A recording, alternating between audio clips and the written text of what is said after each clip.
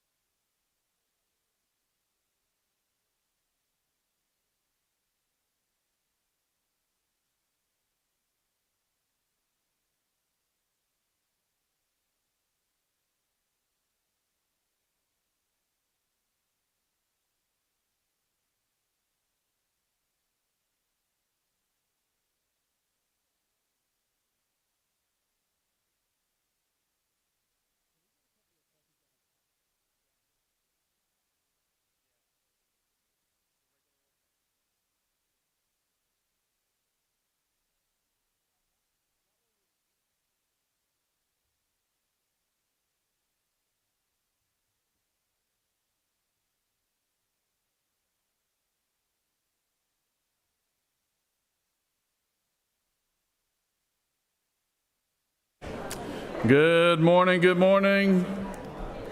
Time for convening has arrived. The Senate will come to order.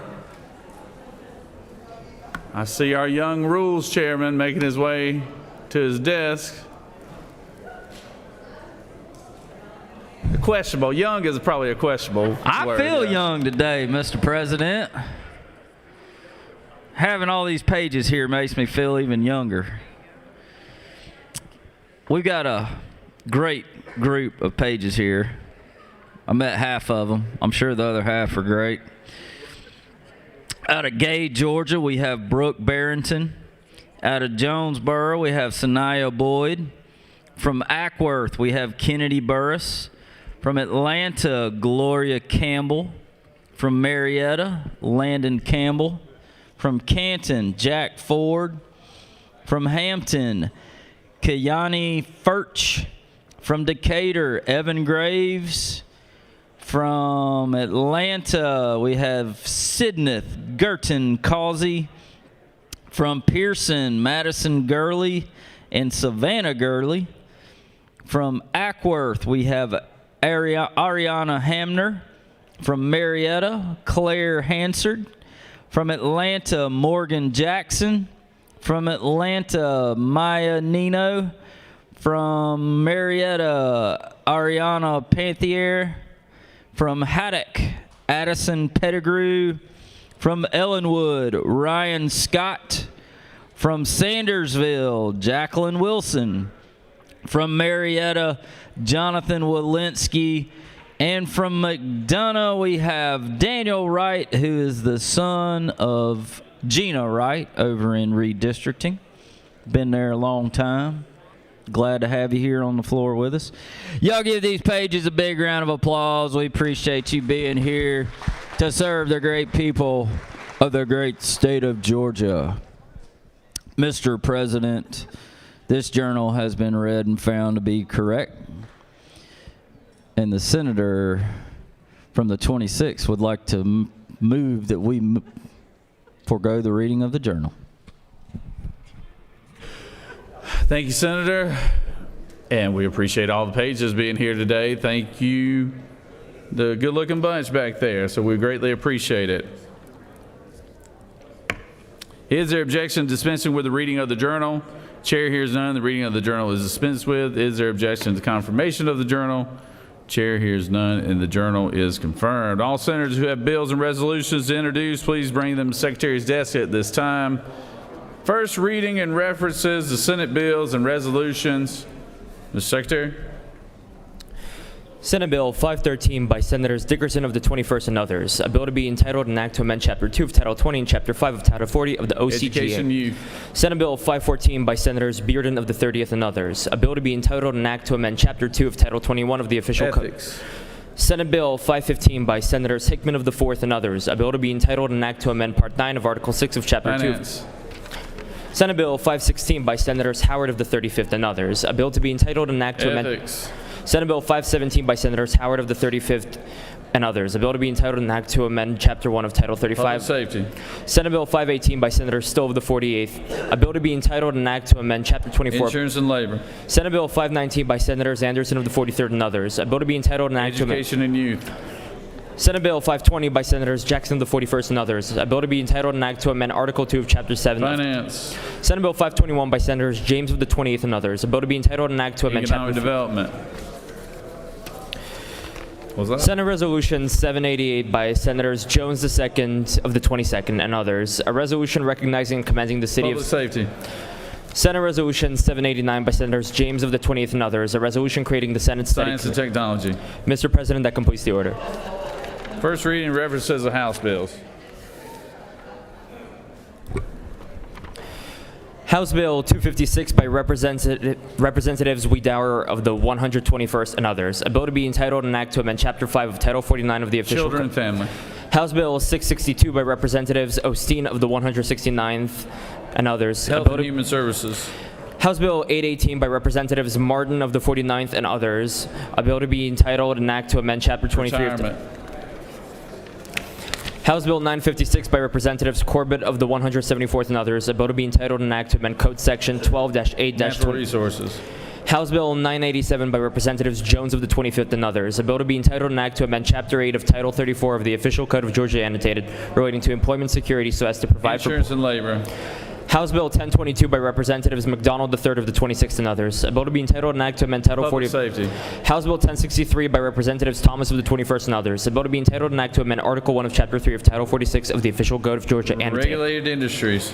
House Bill 1083 by Representatives Leverett of the 123rd and Powell of the 33rd, a bill to be entitled an act to State and authorize... local government. House Bill 1084 by Representatives Leverett of the 123rd and Powell of the 33rd, a bill to be State and entitled... local government. House Bill 1092 by Representatives Yurda of the 152nd and others, a bill to be State and entitled... local government. House Bill 1121 by Representatives Williams of the 148th and others, a bill to be entitled an act to amend... Judiciary. House Bill 1140 by Representatives Hagan of the 156th... State and local government. House Bill 1168 by Representative Huddleston of the 72nd. State and local government. House Bill 1186 by Representative Stevens of the State and 164th. local government. House Bill 1205 by Representative Dickey of the 134th. State and local government. House Bill 1241 by Representatives Crawford of the 89th. State and local government. House Bill 1245 by Representatives Cameron of the 1st and Tarvin of the 2nd. State and local government. House Bill 1246 by Representative Anderson of the 10th. A bill to State be... and local government. Mr. President, that completes the order. Secretary read reports of standing committees.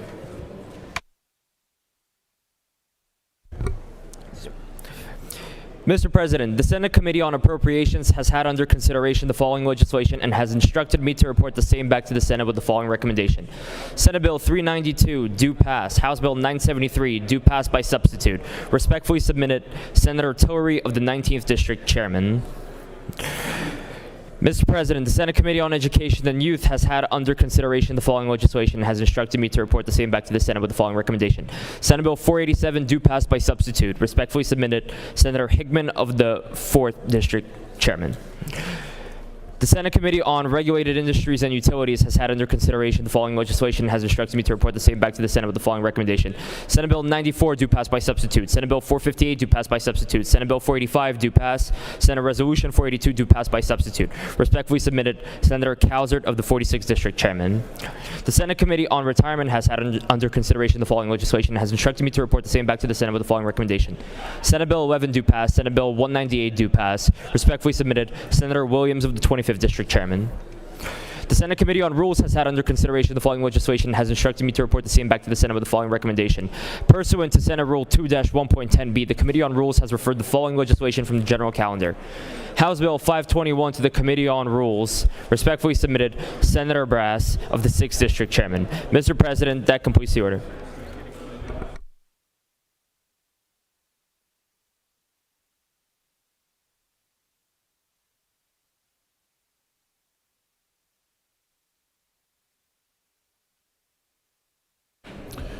Secretary read bills and resolutions for the second time. Senate Bill 463 by Senator Dolezal of the 27th and others. Specialized land transactions, business enterprises or business enterprises controlled by natural-born persons from owning an interest in more than 500 single-family residential properties prohibit. Senate Resolution 744 by Senator Brass of the 6th and others. Stilettos on Steel Day recognized May 2nd, 2026. Mr. President, that completes the order.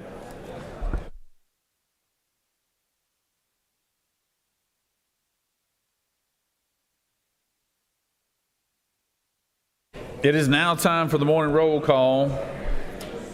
Are there any motions to excuse? Excuse me. Recognize Senator from the 33rd. Thank you, Mr. President, and good morning, you all. I ask for unanimous consent to excuse the senators from the 40th and the 2nd for business outside the Capitol. Without objection, senators from the 40th and the 2nd are excused. Any other motions to excuse? All right. Secretary will call the roll. Senators, signify your presence by voting the yay switch. Secretary, unlock the machine.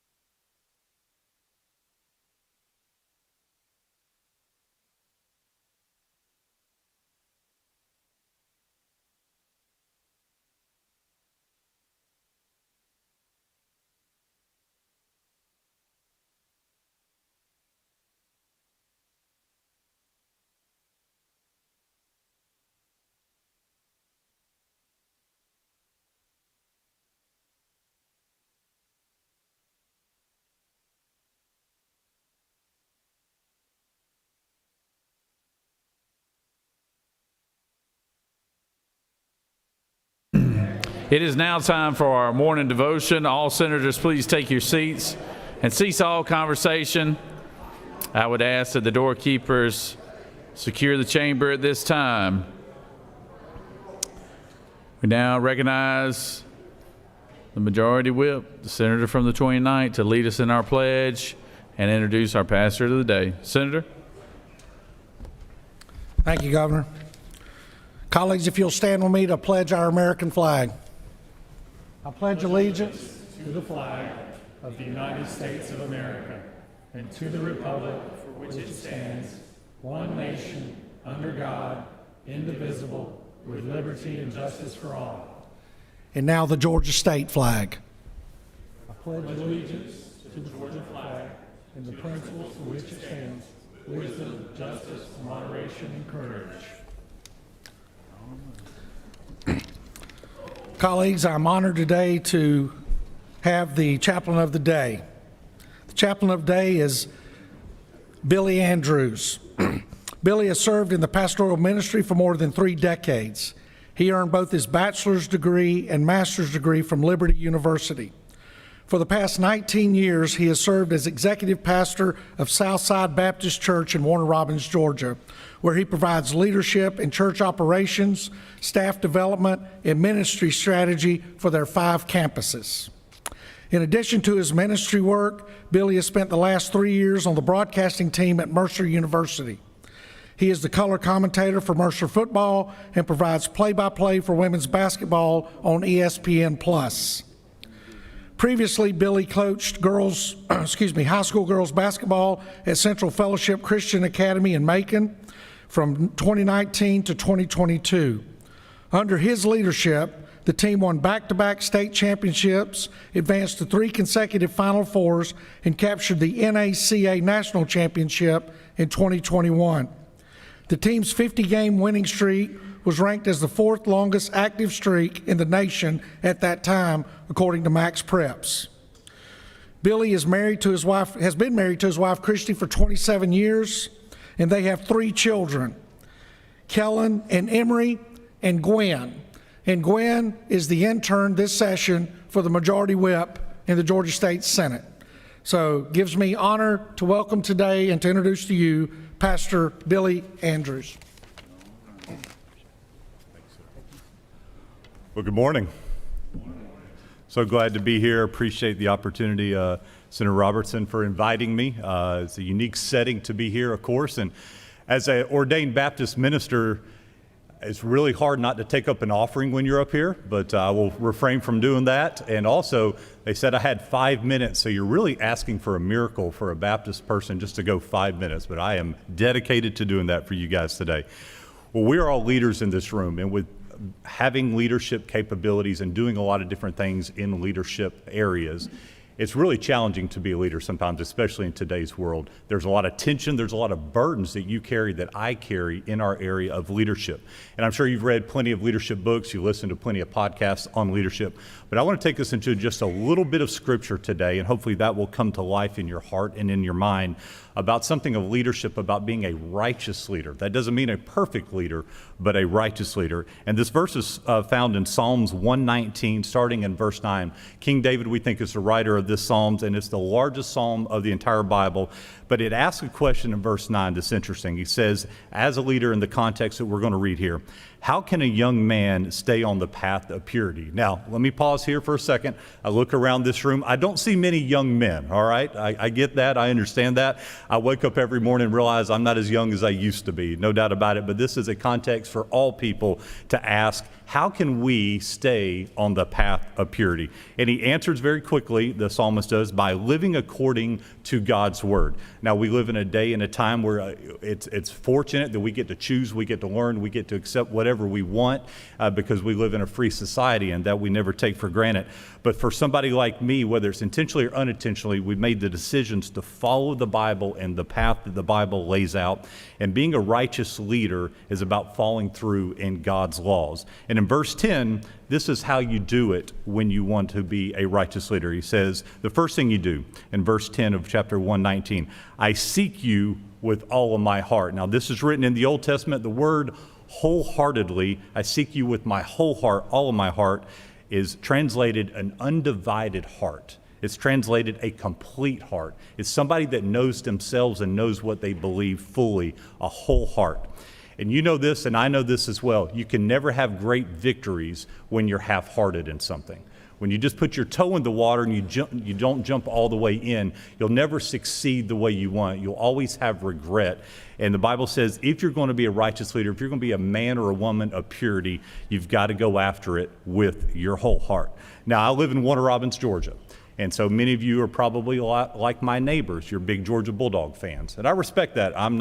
That's not my number one team, but I respect the Bulldogs greatly. But when I moved there 20 years ago, I live on the cul-de-sac of a long street, so I have to drive by every neighbor's house to go home and to go back. The first about 15 years of me living in Warner Robins, there was one person on my street that had a Georgia flag out there. That was it. After you guys started winning a lot, about every fourth house had a Georgia flag on it. And you know what that told me? There's a lot of bandwagon fans. They show up when things are good. They're not wholehearted struggling when things are not so good, right? It's the same thing they just said. When I coached, I took over a team that was 0-23. Now, you heard me right. It's hard to be 0-23. I mean, you got to be really bad never to win a game in a whole year. And that was very, very challenging. And people always ask, what was my secret of success so fast? And I said, have a really athletic daughter and just give her the ball. That's how you win a lot of ball games. Have better players than the other team. But I remember bringing the team around and saying, hey, we can be 0-23 this year if you'd like to, or we can go all in and give everything you absolutely have. And if you do that, your chances of being better will greatly increase. And that's what the Bible's saying here. Seek God with your whole heart. And to look at the very last verse, in verse 10, he says this, do not let me stray from your commands. The Bible is full of all kinds of topics and commands and principles. And the writer's saying here, I've experienced bad things. I've experienced regret. I've experienced pain. I've experienced suffering. And do not let me stray off that path. And I know this, I have 3 kids. And here's what I know is a fact of all facts. And if you're a parent, you understand this. I never had to teach my kids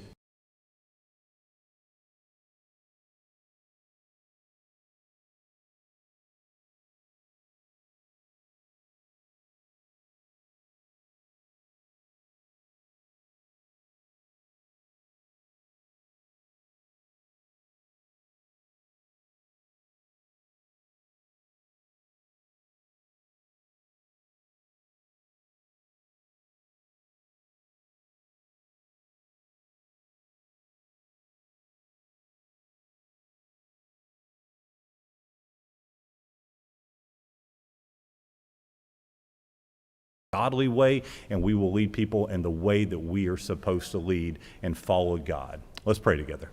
Father, we love you. Thank you so much for this group of people. Thank you for their commitment, their sacrifice, their willingness to lead others. And so, God, I pray from the scripture that you would help them be a people just like me who strive to be not just godly, but to be a righteous leader. Help us not stray from the truths. Help us not stray from your commands, and help us dive in wholeheartedly to serve and follow you as we are leaders of men and women. And it's in Jesus' name I pray all this. Amen. Amen. Amen. How'd you end up a hurricane?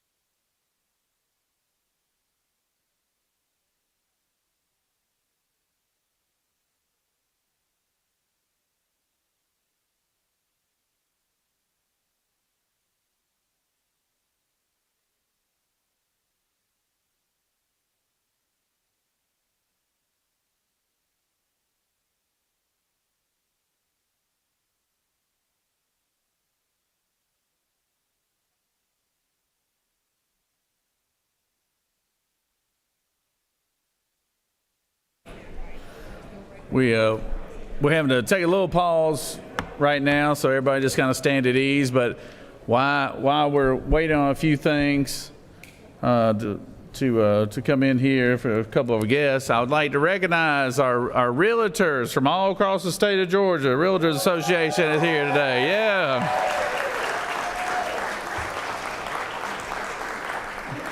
I am so glad to see so many of our realtors from all across the state. We appreciate everything that you do, and we know y'all are staying very busy right now because the state is growing. So thank y'all very much. We appreciate each and every one of you for being here today. So thank y'all. Give yourself a round of applause. Good looking bunch here.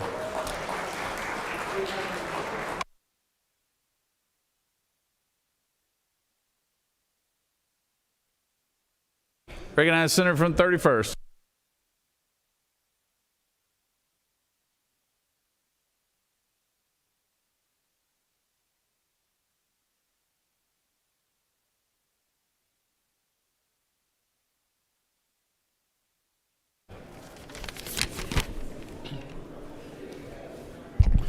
Thank you, Mr. President. I just wanted to real quick highlight that today is Georgia Tech Day. And this evening at Muchacho at 5 o'clock, we're going to have a huge crowd, probably nearly 150 students, alumni, agency leaders, and alumni legislators from this body and the House of Representatives to celebrate all the contributions and work and innovation and all the great things that the Georgia Institute of Technology brings to Georgia and honestly brings across the country with what the work that they are doing every single day. So I just want to commend Georgia Tech and President Angel Cabrera for his work, and hopefully you can join us tonight. Go Jackets!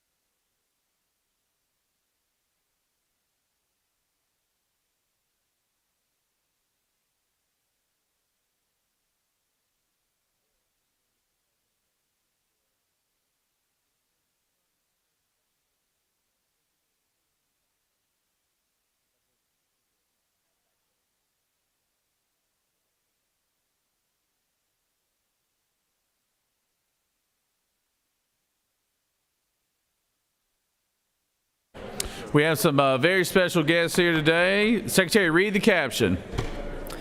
Senate Resolution 666 by Senators Burns of the 23rd and others. A resolution recognizing Eden Pethel and for other purposes. Whereas in celebration of the United States of America's semi-quincentennial anniversary, the state of Georgia held a license plate design competition open to 6th through 8th grade students in the state. And now therefore be it resolved by the Senate that the members of this body recognize and commend Eden Pethel for winning the state of Georgia's United States semi-quincentennial anniversary commemorative license plate design competition. Mr. President, that completes the order. Is there objection to adoption of the resolution? Chair hears none, and the resolution is adopted. Recognize the senator from the 23rd to introduce our special guest. And we're looking forward to this one. So, Senator? Thank you, Mr. President. Thank you, colleagues. You know, it's an honor to recognize young Georgians who make a difference. Today, I want to recognize Eden Pethel, who's the winner of the America 250 license plate competition, design contest. If you recall, in 23-24, we had some legislation that authorized a license plate to commemorate the 250th anniversary of the America we live in. It's called the Semi-Quincentennial. I have some folks with me today, and I have some folks in the gallery. I want you to recognize that the very best ideas come from constituents. And I have Lee Heron in the gallery. Lee is a member of the Sons of the American Revolution. He's a member of the Skunk Brigade in Scriven County. He's the one who brought to me the concept that said we need to recognize America with a 250th anniversary tag. This is the tag. So I want you to realize that Eden Pethel won a contest over hundreds of her peers in middle school in Georgia. She's an 8th grade homeschool middle school student from, they won't claim Pendergrass, Talmo, Georgia, in Senator Ginn's district. I want you to, I have a question since the old educator in me. As you look at this, it's on your desk. There are 7 stars along the Savannah River. Recognize that Georgia was not this size in 1776. The stars, what do the stars represent? Every Revolutionary War battle fought in Georgia. So the fight for Vance Creek in Elbert County, the Battle of Kettle Creek in Wilkes County, the sieges of Augusta, there were 2 of them, the Battle of Briar Creek in my home county of Scriven. There were 2 sieges in Savannah in 1778 and 1779, and then there was the battle at Sunbury in 1778, and then finally the Battle of Fort Morris in 1779. And I think the best thing I can tell you is that Colonel John McIntosh, when asked to surrender by the British, made the famous statement, "Come and take it." I am proud of Eden Pethel. I'm proud of her artistry, but I'm more proud of her patriotism. Please welcome Eden Pethel to the State Senate Chamber. Eden?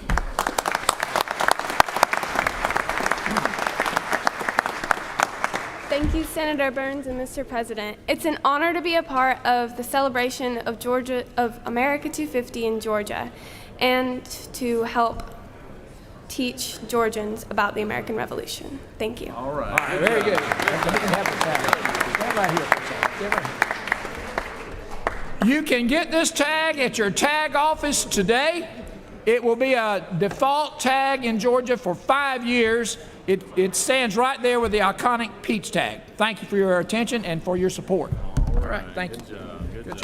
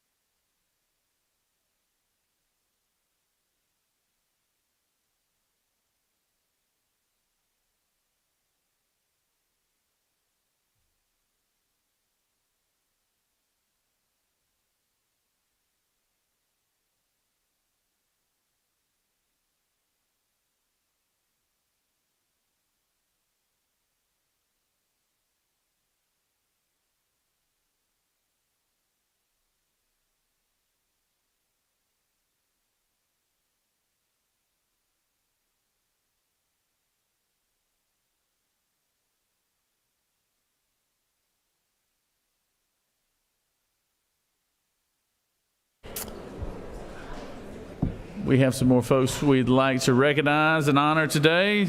Secretary, read the resolution.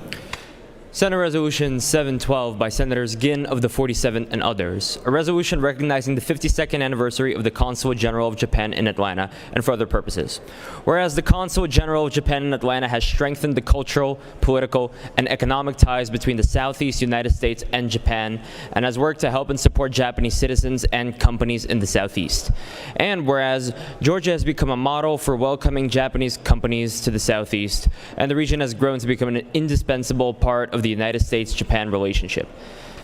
Now, therefore, be it resolved by the Senate that the members of this body recognize the 52nd anniversary of the Consulate General of Japan in Atlanta and the long and steady friendship between this state and Japan, and commend the efforts of the Consulate General to strengthen cultural, educational, political, and economic ties between Georgia and Japan. Mr. President, that completes the order. Is there objection to the adoption of the resolution? Chair hears none, and the resolution is adopted. Recognize the senator from the 47th to speak to the resolution. Senator? Thank you, Mr. President. You know, it's a really exciting day. Yesterday, y'all got a little bit of Japanese culture with the origami on your desk, but today, I want to talk about the Japanese people. Now, me and the senator from the 5th actually went to Tokyo back before COVID, said on an economic development trip. And I'm going to tell you what, said you have never met the hospitality. We talk about Southern hospitality and Georgia hospitality, but when we talk about going to Japan, those folks could not have been more hospitable. But today, we're here to welcome and honor the relationship that we have in Georgia between Georgia and our Japanese consul, as well as all the Japanese investment in Georgia. So without further ado, I want to introduce General Matsuda and his wife Coco. If you would, General, would you address our group? Good morning. It is a great honor to join the distinguished elected officials, community leaders, and partners from across this great state as the consulate received a resolution recognizing the long-standing friendship between Japan and the state of Georgia. I'm sincerely grateful to the Georgia-Japan Senate Caucus co-chairs, Senator Ginn and Senator Harrell, and their fellow caucus members for sponsoring this resolution, and to all members of the Senate for their support.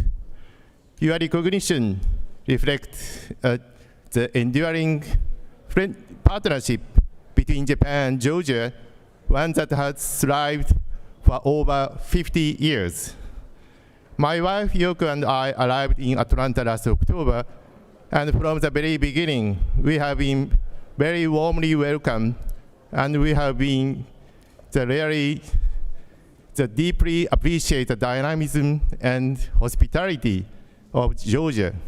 So for us, today's resolution feels like a truly special gift, and we sincerely grateful.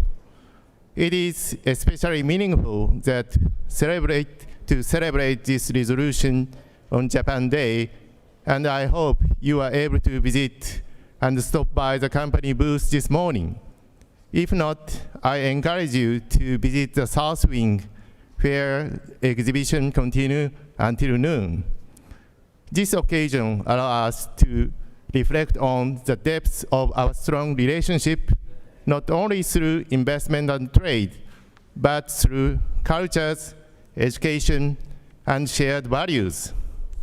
Our relationship is enriched by strong sister city partnerships and meaningful people-to-people connections. Exchange students and young professionals, it serves a living bridge between our societies.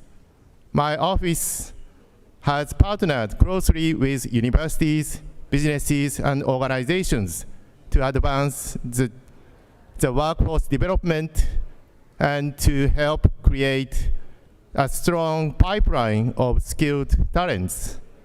These efforts are central to ensuring that Georgia has a strong and competitive workforce for the future, and I look forward to continuing this effort. As we celebrate this resolution today, and we celebrate the strong partnership between us. I want to express my sincere appreciation to you all for your continued support to the more than 700 Japanese affiliated companies operating in Georgia, which collectively employ over 40,000 Georgians. Their presence highlights how international partnership drive economic growth and opportunities to the local communities. I look forward to strengthening and the building on this strong foundation, and looking for the new opportunities for collaboration in the years ahead. With your partnership and commitment, I am convinced that the relationship between Japan and the state of Georgia will continue to thrive, creating the lasting benefits for both societies. Thank you very much.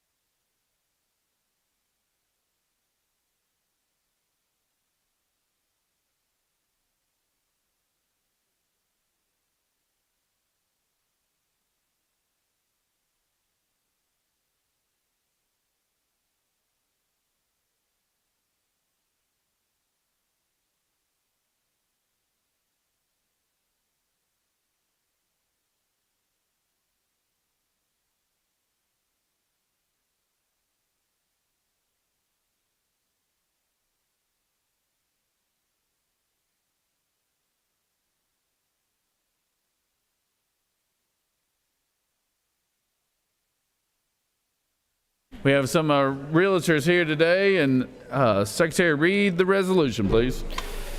Senate Resolution 753 by Senators Jones of the 10th and others.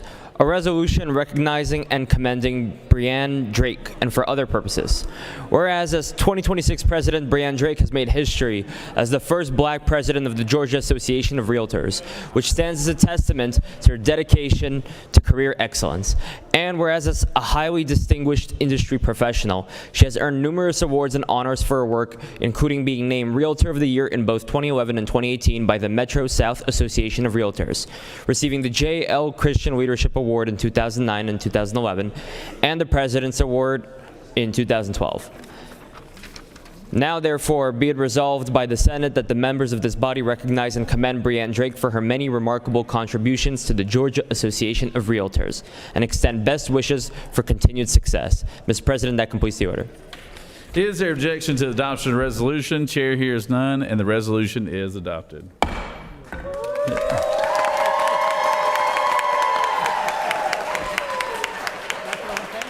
I recognize the senator from the 10th to speak to the resolution. Thank you, Mr. President, and member of this body, and certainly to friends of Breanne Drake that have accompanied us up here in the balcony. I am excited to introduce to some and present to others my good friend who I've known for many, many years in this chamber, who a lot of us know as well because she has been outstanding in her advocacy for realtors. I had the great pleasure last night of attending the installation ceremony for Breanne Drake for being the 106th president of the Georgia Realtors Association. See, that have to sink in after a while. And that was just an amazing moment in the 106-year history of the Georgia Realtors Association. There really hasn't been anyone like my good friend, Breanne Drake. Not just because she's a person of color, but because she's a person of magnanimous strength. And she's been a friend to all of us in these chambers for many, many years. Her background is distinguished in many, many of the positions that she's occupied. And I'll just share a few with you during the couple of minutes that I have left here. Some of her many accolades includes being named Realtor of the Year in both 2011 and 2018. By the Metro South Association of Realtors. She received the J.L. Kristen Leadership Award in 2009 and 2011, and the President's Award in 2012. In 2021, we recognized Breanne Drake, as well as the House of Representatives, issued a resolution in her honor, recognizing her long-standing role of service to her community and state. She has been celebrated as one of Georgia's most dynamic and dedicated broker associates and has been featured in both the Atlanta Business Chronicle and the RIS Media's Real Estate magazine. Her accomplishments are many, and with the permission of our president, I would like to invite Ms. Breanne Drake to say a few words. Good morning, and thank you. I'm so honored to have this today. And I would just like to say that I am proud to serve alongside over 49,000 Georgia Realtors, with some of them supporting us up top today.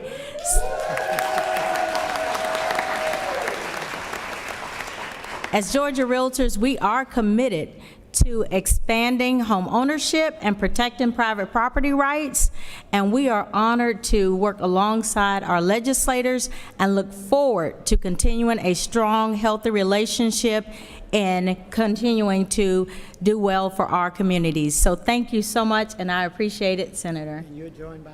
And I am joined by our Georgia Association of Realtors President-elect, Ms. Donna Davis, Angela Saraparu Lopez, Kimberly Edwards, and Barbara Dyer. Thank you, Senator. I appreciate you, and I appreciate our relationship and long-standing relationship with the legislators. Thank you. Congratulations. Thank you. Thank you. I'm going to take a picture across my home.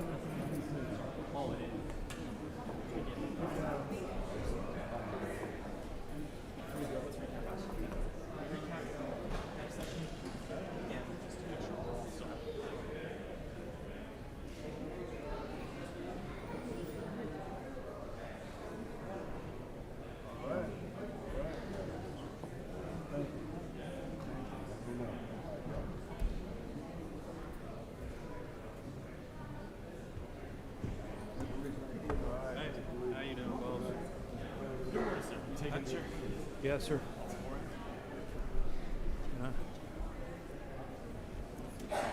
Points to personal privilege now.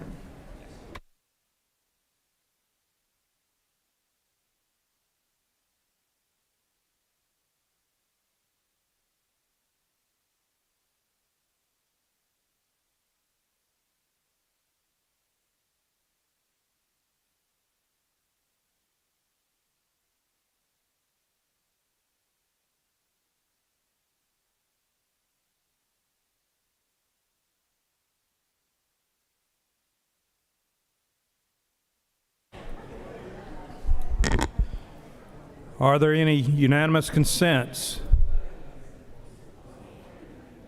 Does any senator wish to rise on a point of personal privilege? I recognize the senator from the 4th.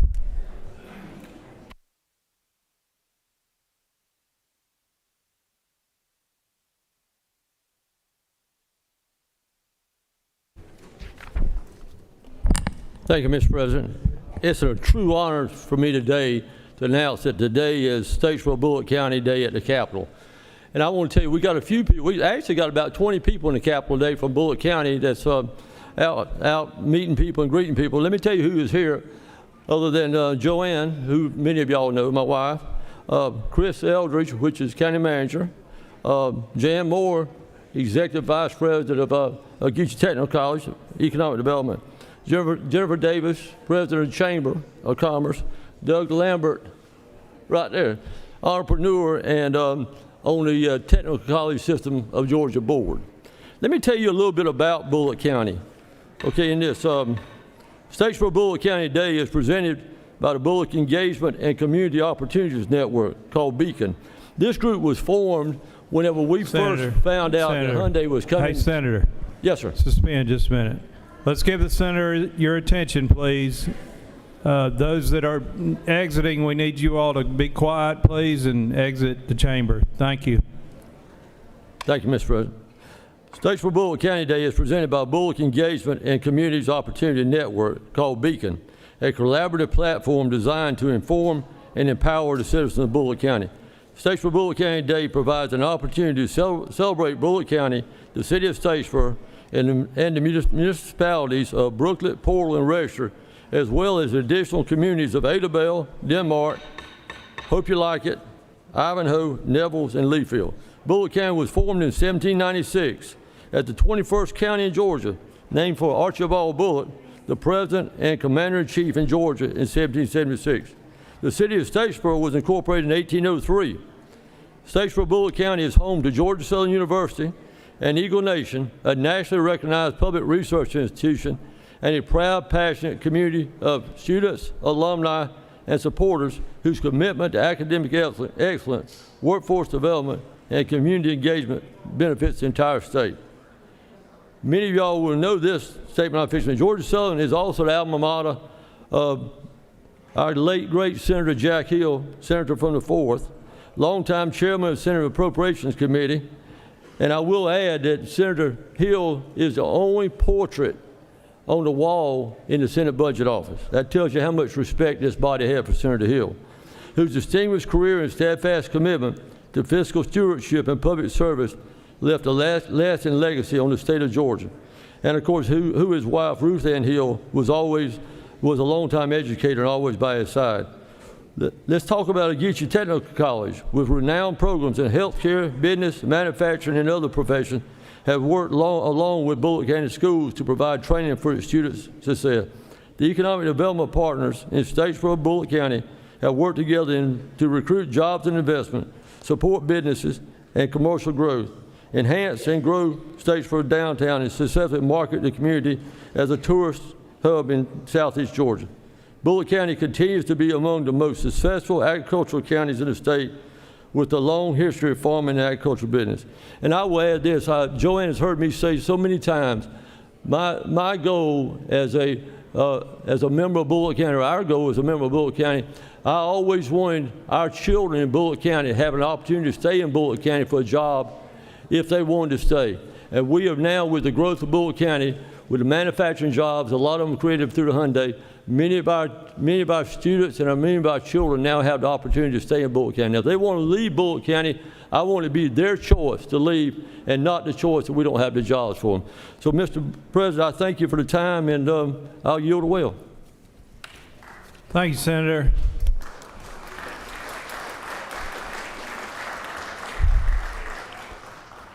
It's always great to have the First Lady of the 4th District with us, and we have the First Lady of the 42nd District. Your district number changes a lot, Senator. Glad to have you with us today, and the boys. That's great.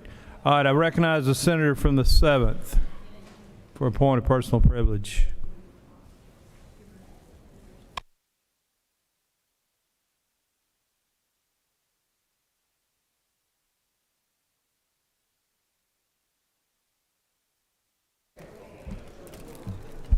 Thank you, Mr. President. Today I rise to recognize Ramadan. Ramadan Mubarak to Muslims across Georgia and around the world, and to my Senate colleagues. Ramadan is a sacred month of fasting, prayer, reflection, and service. From dawn until sunset, Muslims abstain from food and drink, a spiritual discipline meant to cultivate self-control, gratitude, and empathy for those who face hunger every day. Families wake before sunrise for a pre-dawn meal and gather again at sunset to break their fast together. It is a time of charity and compassion that takes center stage. And for many of our neighbors here in Georgia, Ramadan is not just about abstaining from food and drink. It is about renewing faith, strengthening character, and deepening commitment to justice and mercy. Georgia is home to vibrant Muslim communities who are small business owners, doctors, teachers, public servants, and parents raising the next generation. They are an essential part of the fabric of our state. And it took 240 years for Muslims to be elected to the Senate chamber. The senator from the 5th and myself are the first Muslims to be elected to the Georgia State Senate. But as we celebrate Ramadan, we must also be clear. There is no place for hate or Islamophobia in Georgia, and legislation that targets, stigmatizes, or singles out Muslim communities does not make us safer. It divides us. It undermines the very freedoms of religion and equality that define our democracy. We can honor faith without fear, we can protect security without profiling, and we can disagree without dehumanizing. This is Ramadan, and let us recommit ourselves to dignity, inclusion, and the shared values that bring us together. Ramadan Mubarak, and all of you have these packets from CARE Georgia that explains a little bit more about Ramadan. Thank you so much, and I yield the well. Chair recognizes the senator from the 29th.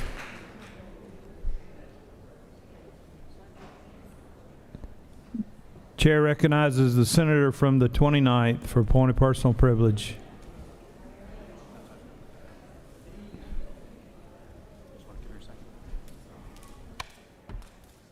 Thank you, Mr. President. First of all, I'm going to ask my colleagues to excuse me. I normally don't bring my device to the well with me.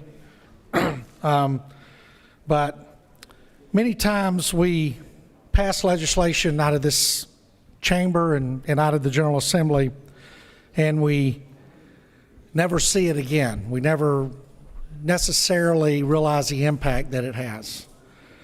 But yesterday in Athens, something happened significantly that emphasizes the reason why we do the right thing when we're here.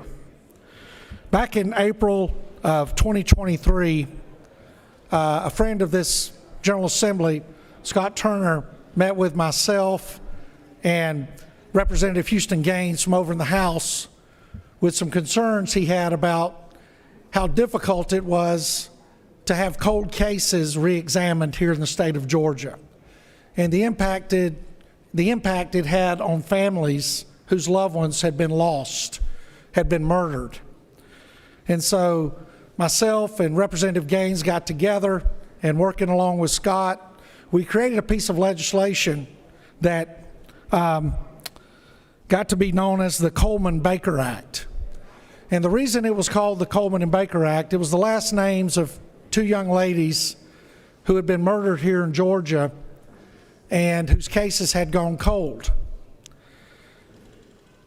And after this legislation passed and this body voted on it, and I remember the evening that we voted on it, it was, I believe, right at Sine Die. And the family of the victims were here, and we thanked them for their service, and we thanked them for all the hard work they had done on this. And after we passed the legislation, many of us prayed and hoped that we would see an impact. Tara Baker was from Athens, and she was a young lady in her early 20s. And one night, a stranger came to her home. He assaulted her, he raped her, he committed the crime of aggravated sodomy on her, he murdered her, and then he set her body on fire. It's very graphic, but it's very real in this world that we live in. And because of this legislation, right after this legislation was passed, a cold case was opened. It was not Tara's, but a cold case was reopened, re-examined, and an arrest was made. And then not much longer after that, Tara Baker's case was reopened, examined, and using new technology with DNA, an arrest was made of an individual. And so yesterday, after 25 years of wandering, of struggling, of suffering, knowing that the pain that their loved one had gone through, Tara Baker's family was given justice. They were not given their daughter back. They were not given that bright, shining light that they lost 25 years ago back. But what they were given was the justice that our justice system can offer, which is never enough, but it is something. Because yesterday, in a Superior Court in Clark County, the man who stole the life of Tara Baker was convicted on all charges because this body chose to do the right thing and invest the right amount of money in the right place, which caused this case to be reopened and re-examined, and it was successful. So I want to thank everybody in here. I want to especially thank Scott Turner. I want to thank my friend and my brother, Representative Houston Gaines from over in the House. And most of all, I want to thank all of you who voted for it. And I want to thank those who did not want it, but we got it through, and now they see why we fought so hard for it, because they made us stronger through the process. And with that, Mr. President, I yield the well. Senators yielded the well.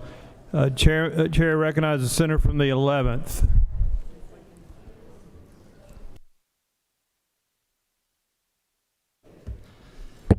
Thank you, Mr. President. I was not able to do this yesterday, but yesterday, February the 17th, was National Cabbage Day. Georgia-grown cabbage, we grow about 30,000 acres of cabbage in the state of Georgia. I'm wearing my cabbage tie, and back home on the farm, my team is planting the 2026 crop of cabbage, so eat more cabbage, and thank you, Mr. President.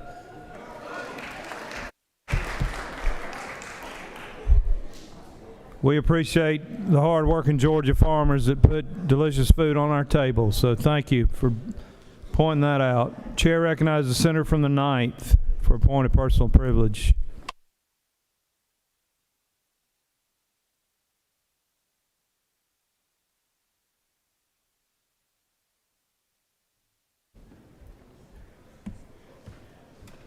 Good morning. Today I rise to recognize Arcado Elementary School and the District 9, yes, the mighty 9th. Hello, they're up there. Everybody say hello. You guys want to stand up? Y'all want to stand up? You stand up. All right, so Arcado Elementary is currently ranked as the third most diverse public elementary school in Georgia, representing families from 25 countries and more than 37 spoken languages.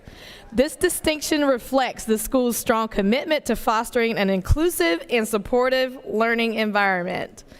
Arcado continues to prepare students for the future through STEM-based learning and expose them to coding and AI concepts and innovative student initiatives, including the launch of its first student podcast.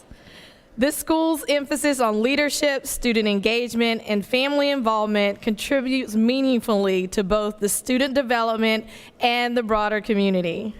To the students, to the educators, and families of Arcado Elementary, thank you for your continued dedication. And to the Arcado Elementary, I hope you're enjoying your visit in the Capitol today. And of course, you're from the mighty Ninth, and I'm proud of each and every one of you. And thank you for visiting us today. Y'all can meet me on the steps and we'll get a picture. Thank you, Mr. President. I yield the well. It's always good to recognize our bright students and good-looking crew up there. Thank you, Senator. Chair recognizes the Senator from the 21st for appointed personal privilege.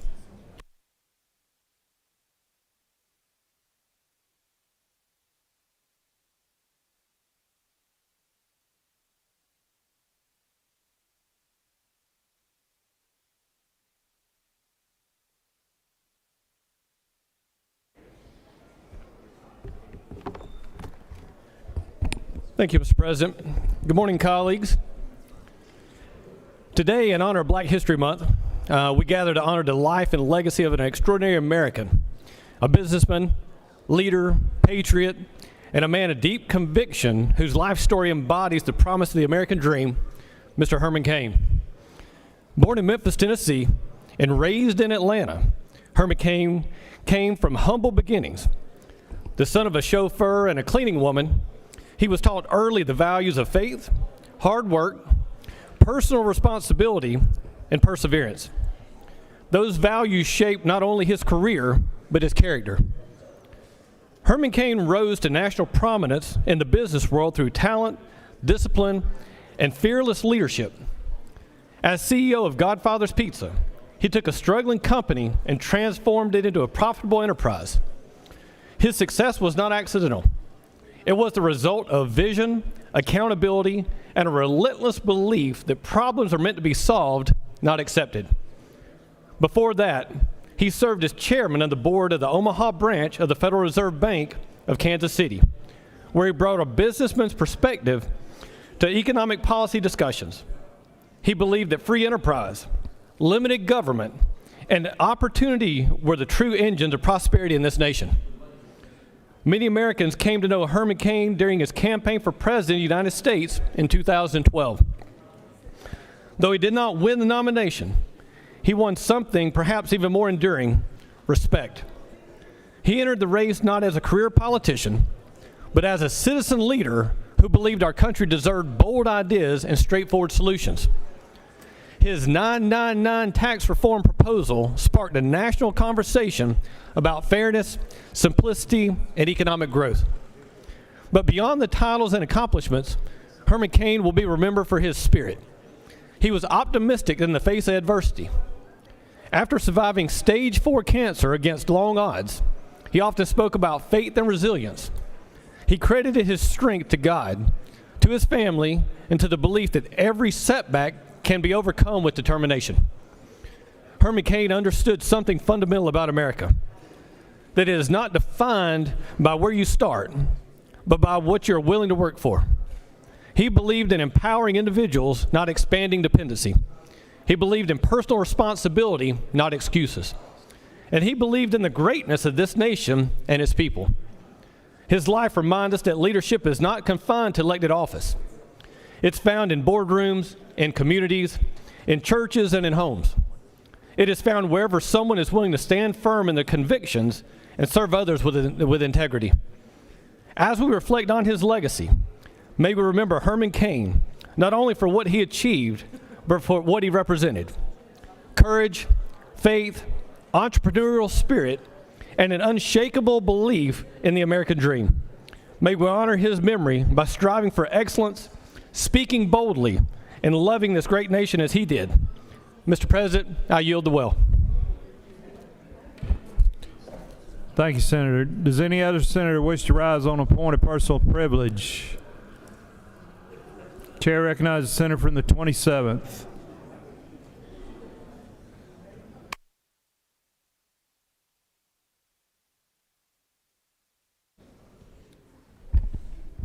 Mr. President, good morning, colleagues.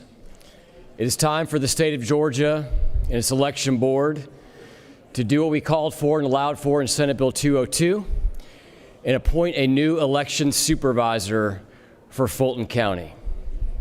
Why?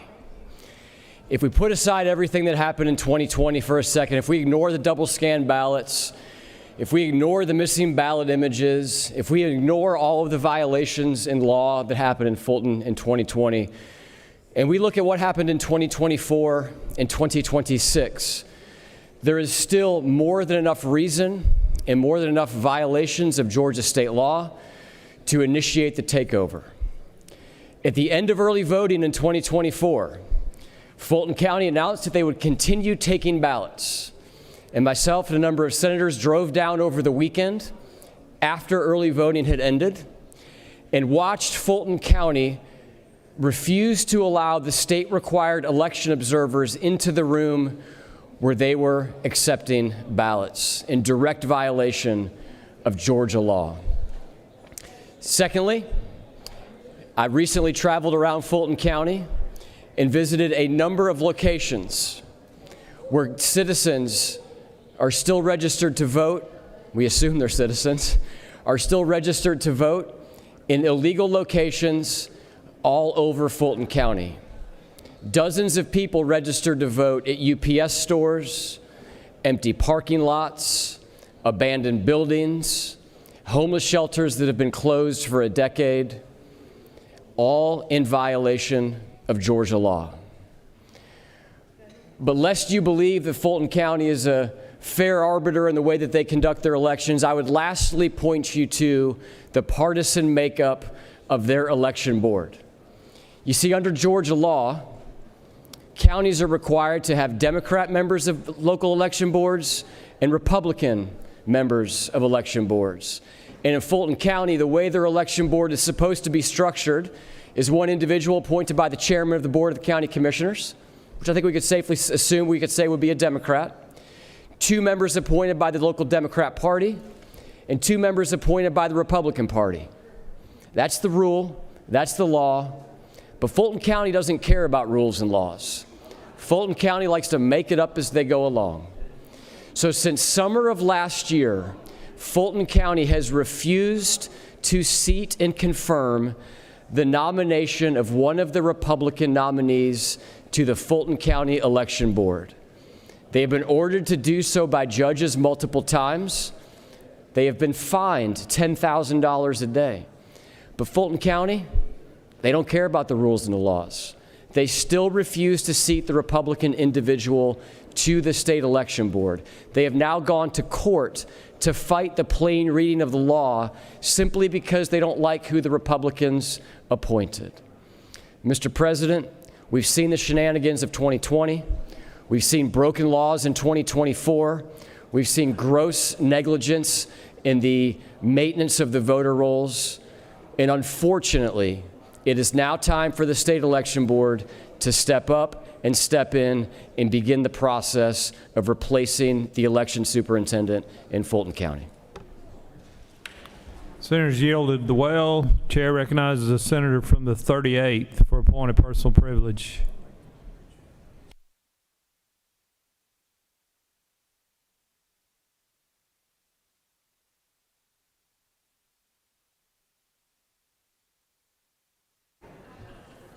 Thank you, Mr. President. Colleagues, I did not plan on speaking today, but I could not stay in my seat as my colleague from the 27th decided to get up here and call out Fulton County. I want to remind everyone in this chamber and under the sound of my voice that Donald Trump lost the election in 2020. I also want to call out the fact that there was something else that you probably saw on the news, and that's a county in Georgia called Coffee County, which is 60% white. We don't hear elected officials get up and talk about what occurred in Coffee County, but we do hear them punch, uppercut, and stomp every chance they can to attack Fulton County, Georgia. Donald Trump lost the election. Nothing you do can change that fact. What is happening now is folks are trying to make sure that Georgia does not once again be the deciding state in changing the direction of this country. So, if you are hearing me right now, the way that we defeat these attacks on Fulton County is showing up and showing out when the elections occur. Get out and vote. Speak up, stand up, and do something to change the direction of this state and this country. We cannot continue to allow folks in this room and across the hall to attack a county government that is trying to do the right thing while ignoring what happens in other places across this state. So as someone that represents Fulton County, I just felt it my responsibility to get up here and say something because we cannot continue to allow these baseless claims to go unaddressed. We've litigated, we've recounted, we've audited, and Donald Trump still lost. Mr. President, I yield the well.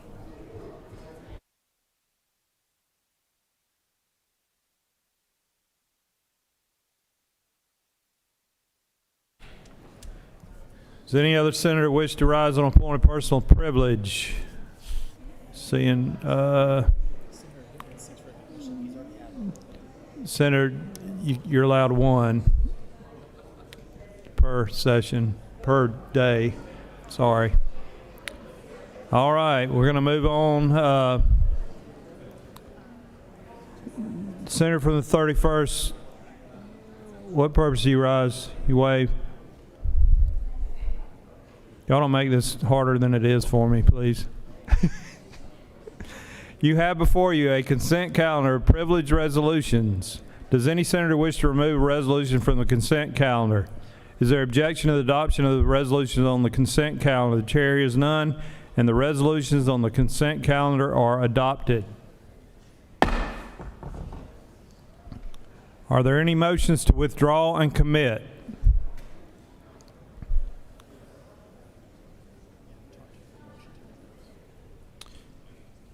Chair recognizes the senator from the 31st. What purpose do you rise? Mr. President, I ask unanimous consent that the following bills and resolutions be engrossed: SB 432 and SB 446. Senator from the 31st has made a motion to engross Senate Bill 432, Senate Bill 446. I believe these came out of Senate Finance, which is our practice. Is there objection? I don't know if I heard any. There is objection. All senators in favor of the motion to engross Senate Bill 432 and 446 will vote yea. Those opposed will vote no. The Secretary, we need to read the captions. All right, sorry. We're going to read the captions. So 432 by Senator Walker. Senate Bill 432 by Senator Walker of the 20th. A bill to be entitled an act to amend Title 20 of the Official Code of Georgia Annotated relating to education so as to extend automatic repeals of certain provisions regarding non-lapsing revenue of institutions of the University System of Georgia and units of the Technical College System of Georgia.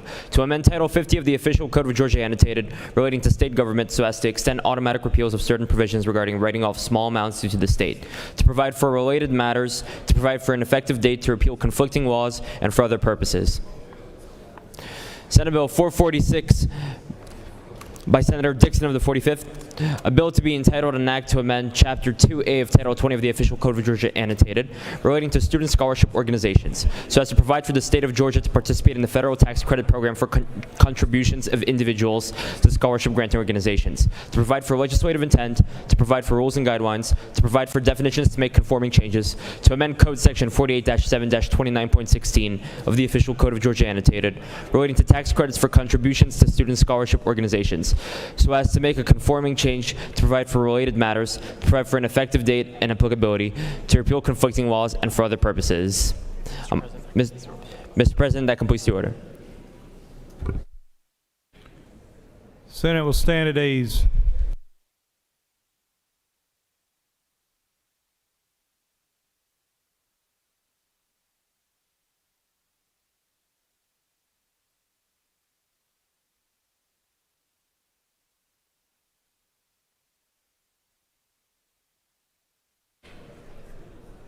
All right, the motion before you is to engross Senate Bill 432 and Senate Bill 446. All those in favor of the motion will vote green or yay. Those opposed will vote red or no. The Secretary will unlock the machine.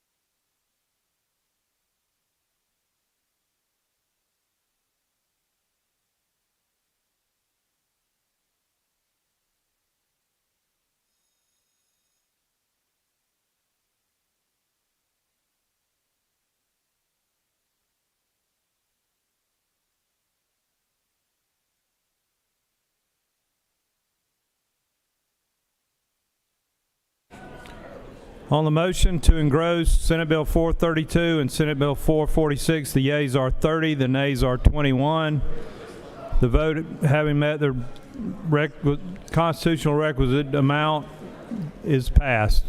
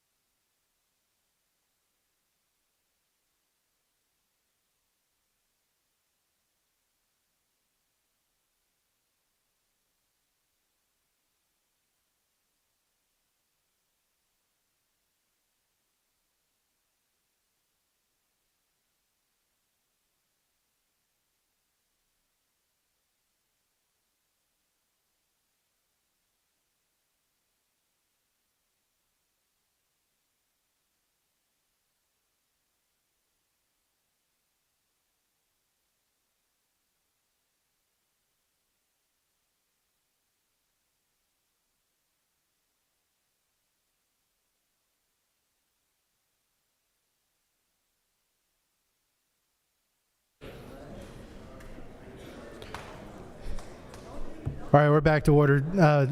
Senator from the 29th, why didn't... Go ahead with your... Mr. President, I ask for unanimous consent to excuse the senator from the 1st for business outside of the Capitol. Senator is excused. Secretary, read the caption of SB 432.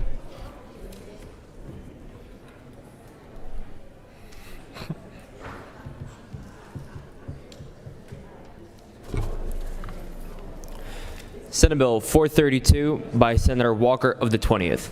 A bill to be entitled an act to amend Title 20 of the Official Code of Georgia Annotated relating to education so as to extend automatic repeals of certain provisions regarding non-lapsing revenue of institutions of the University System of Georgia and units of the Technical College System of Georgia. To amend Title 50 of the Official Code of Georgia Annotated relating to state government so as to extend automatic repeals of certain provisions regarding writing off small amounts due to the state. To provide for related matters. To provide for an effective date to repeal conflicting laws and for other purposes. Mr. President, the Senate Committee on Finance recommends that this bill do pass by substitute. Respectfully submitted by Senator Hufstedler of the 52nd Chairman. The The Senate Committee on Finance offers the following substitute to Senate Bill 432.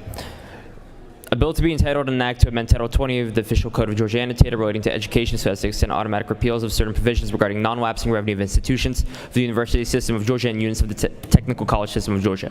To amend Title 50 of the Official Code of Georgia Annotated relating to state government so as to extend automatic repeals of certain provisions regarding rating of small amounts due to the state. To provide for related matters. To provide for an effective date. To repeal conflicting laws and for other purposes.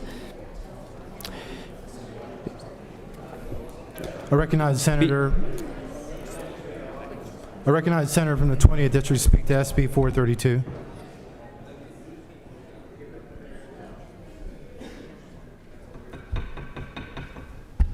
Thank you, Mr. President. Senate Bill 432 will allow the University System of Georgia and the Technical College System of Georgia to continue using strategic reserves for another 5 years. The current authorization for this expires July 1, 2026, and this extends that sunset.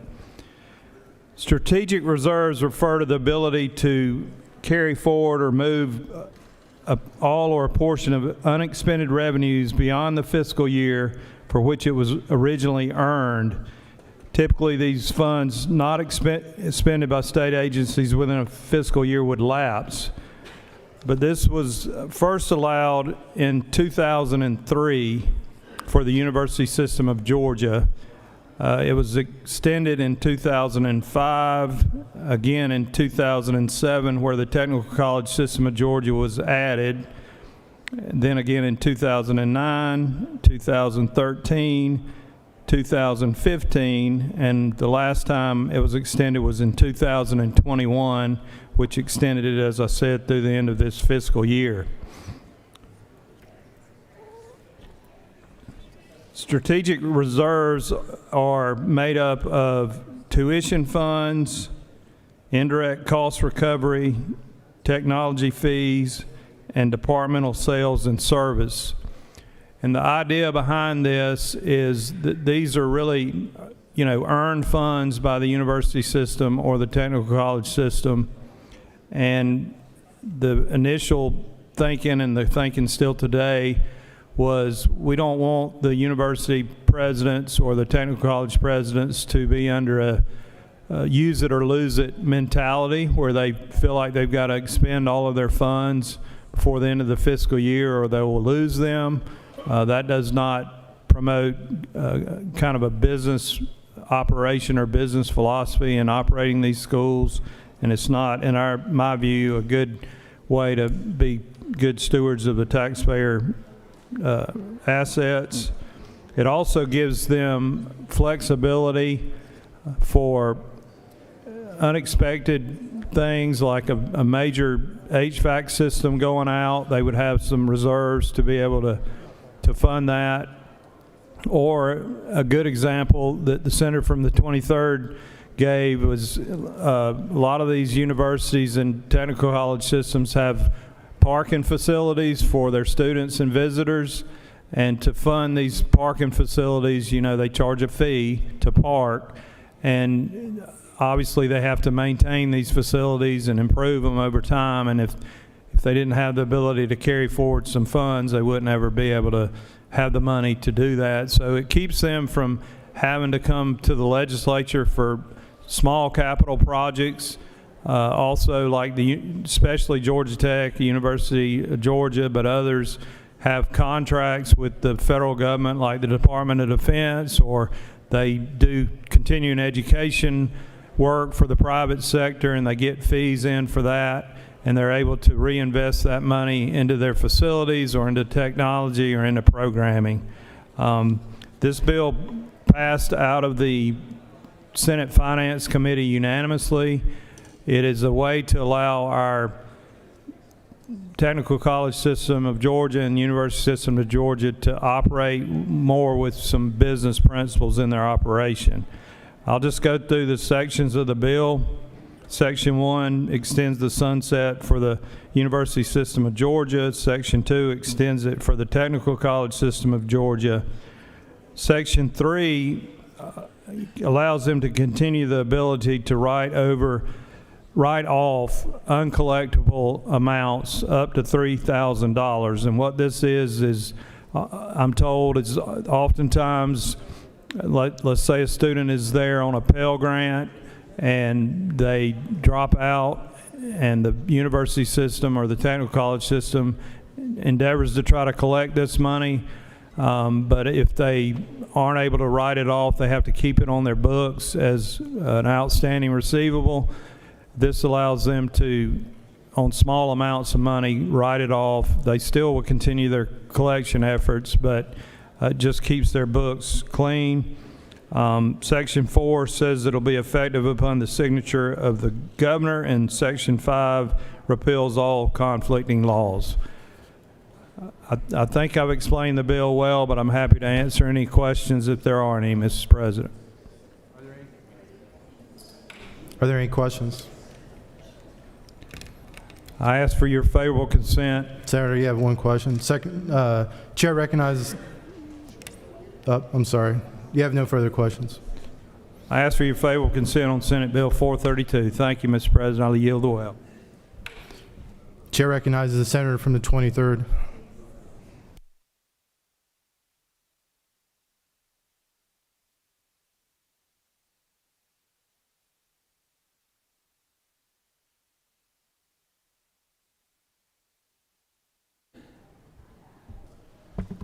Thank you, Mr. President. I rise in support of Senate Bill 432. Strategic reserves are essential in the university system of Georgia and the technical college system of Georgia. These are not state appropriated funds. These are funds that are carried forward from year to year from tuition or fees. And as the Pro Tem pointed out in his presentation, there are a variety of opportunities for individual university system institutions to accumulate funds to pay for major ticket items, whether it be in parking or health care or dining or technology. We're talking about a multi-billion-dollar enterprise. And in any enterprise, we need to ensure that we can weather a storm or prepare for the future. And so, Mr. President, I urge the Senate's favorable consideration for Senate Bill 432. Thank you for your attention. I yield the well. Chair recognizes the senator from the 39th.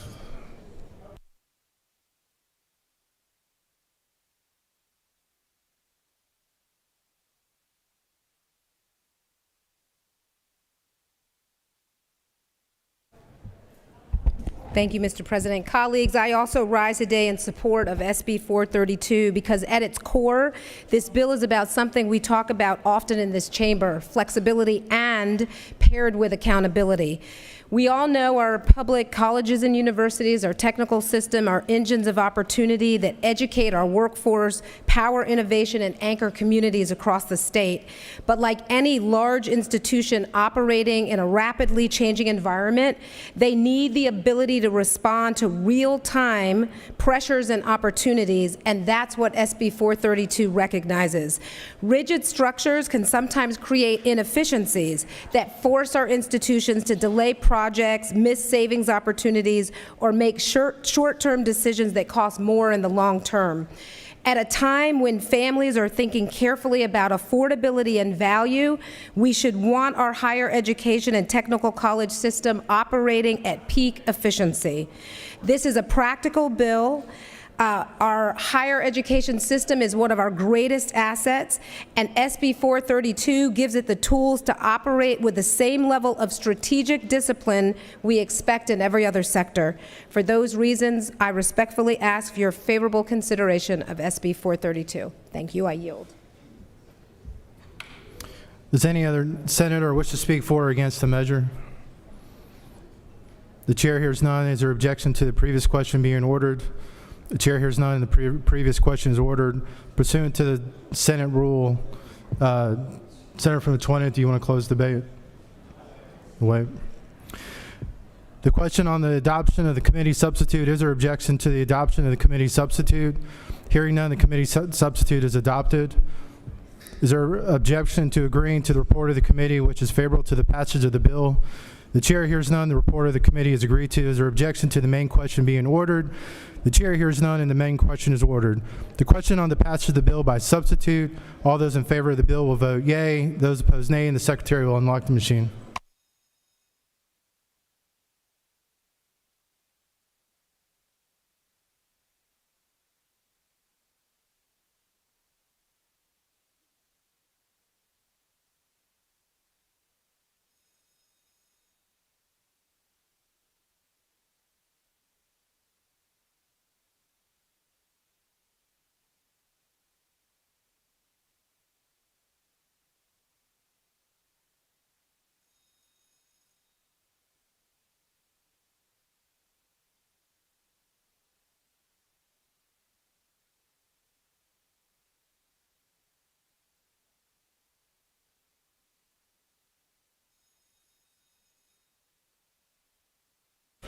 What purpose is the senator from the 38th rise?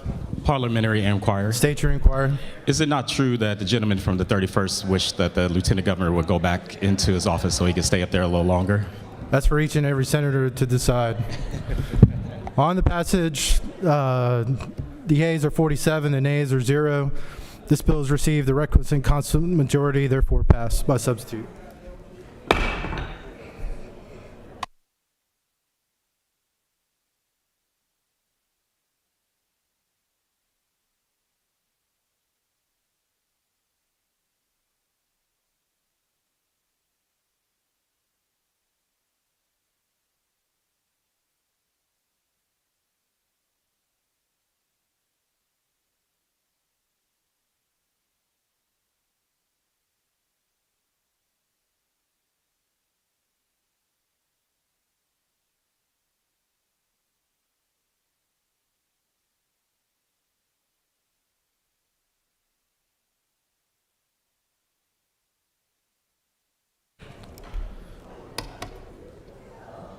Senate Bill 446. I was gone that long, you only got through one bill?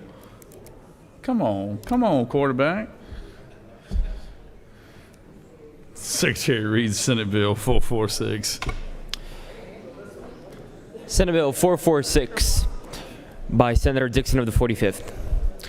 A bill to be entitled an act to amend Chapter 2A of Title 20 of the Official Code of Georgia annotated relating to student scholarship organizations so as to provide for the state of Georgia to participate in the federal tax credit program for contributions of individuals to scholarship granting organizations, to provide for legislative intent, to provide for rules and guidelines, to provide for definitions, to make conforming changes, to amend Code Section 48-7-29.16 of the Official Code of Georgia annotated relating to tax credits for contributions to student scholarship organizations so as to make a conforming change, to provide for related matters, to provide for an effective date and applicability, to repeal conflicting laws, and for other purposes.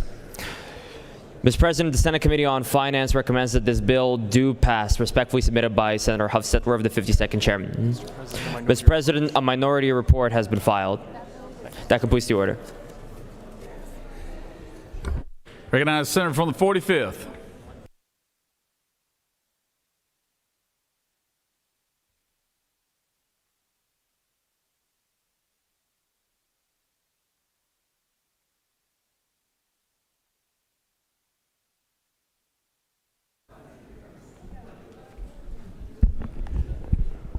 Thank you, Mr. President. Senate colleagues, I'm excited to bring Senate Bill 446 before you today. It's one of the Lieutenant Governor's priorities. I was grateful to work alongside his staff. This bill simply codifies a federal education tax credit program in Georgia state law. As a longtime proponent of school choice, I believe that one of the best ways we can support Georgia's families is by assuring that they have the necessary resources to make the best decisions for their children's education and future. This bill does not cost the state of Georgia any money, but will encourage those who consider making a donation to the scholarship granting organization to do so by allowing them to collect a federal tax credit for that donation. Single filers could contribute up to $1,700 a year. Joint filers could contribute up to $3,400 a year. Prioritizing school choice and education freedom is a policy the Senate has led on, and Lieutenant Governor Burt Jones has prioritized since he took office as the President of the Senate. I am proud that Georgia is joining states across our nation, putting parents' choice in their children's education first. I want to thank Governor Kemp for opting Georgia into this program, supporting education freedom and choice. This bill ensures that the actions that carry forward for many years to come. Actions like these ensure that we put parents in control of children's education, allowing them to meet their children's unique needs. With that, Mr. President, I'd be happy to answer any questions. You have one question. Recognize Senator from the 44th. Thank you, Mr. President. Senator, will you yield? I do. Terrific. Can you explain to me what has been set up in the law at the federal level for these SGOs to ensure that there's quality control around the product that they're delivering and educating our children who might take advantage of this this tax credit? Yes, they have to be registered as a nonprofit, and they also have to administer at least 10 scholarships to 10 different students, and they all can't be from the same school. So, following up on that, that sounds to me like there isn't anything to ensure that the institutions that would receive this money are having accountability on educating the children for our workforce and societal needs. It's just sort of, so for example, our public schools, there's a lot of accountability in performance, in money spent. What is there in this program that would mirror that with these taxpayer funds?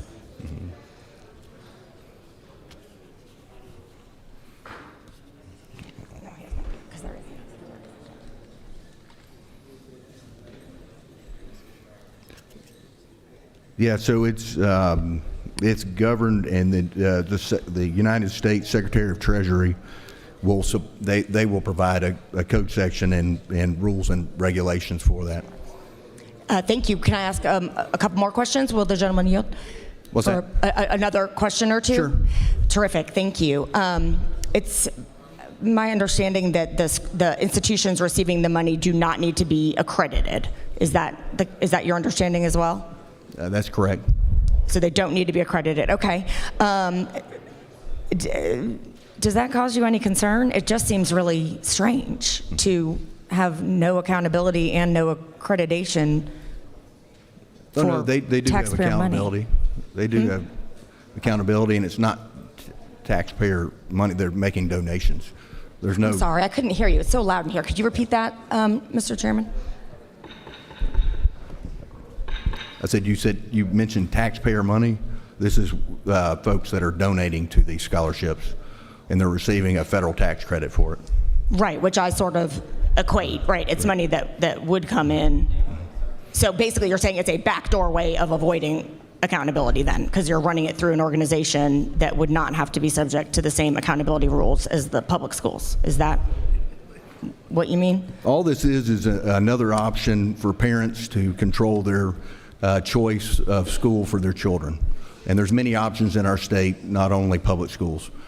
Thank you. Right. I'll take more questions. I have one more question. Mr. President, I yield the well. Okay. Senator's yielded. Does any other senator wish to speak for or against? Oh, excuse me. I'm sorry. I recognize the senator from the 36.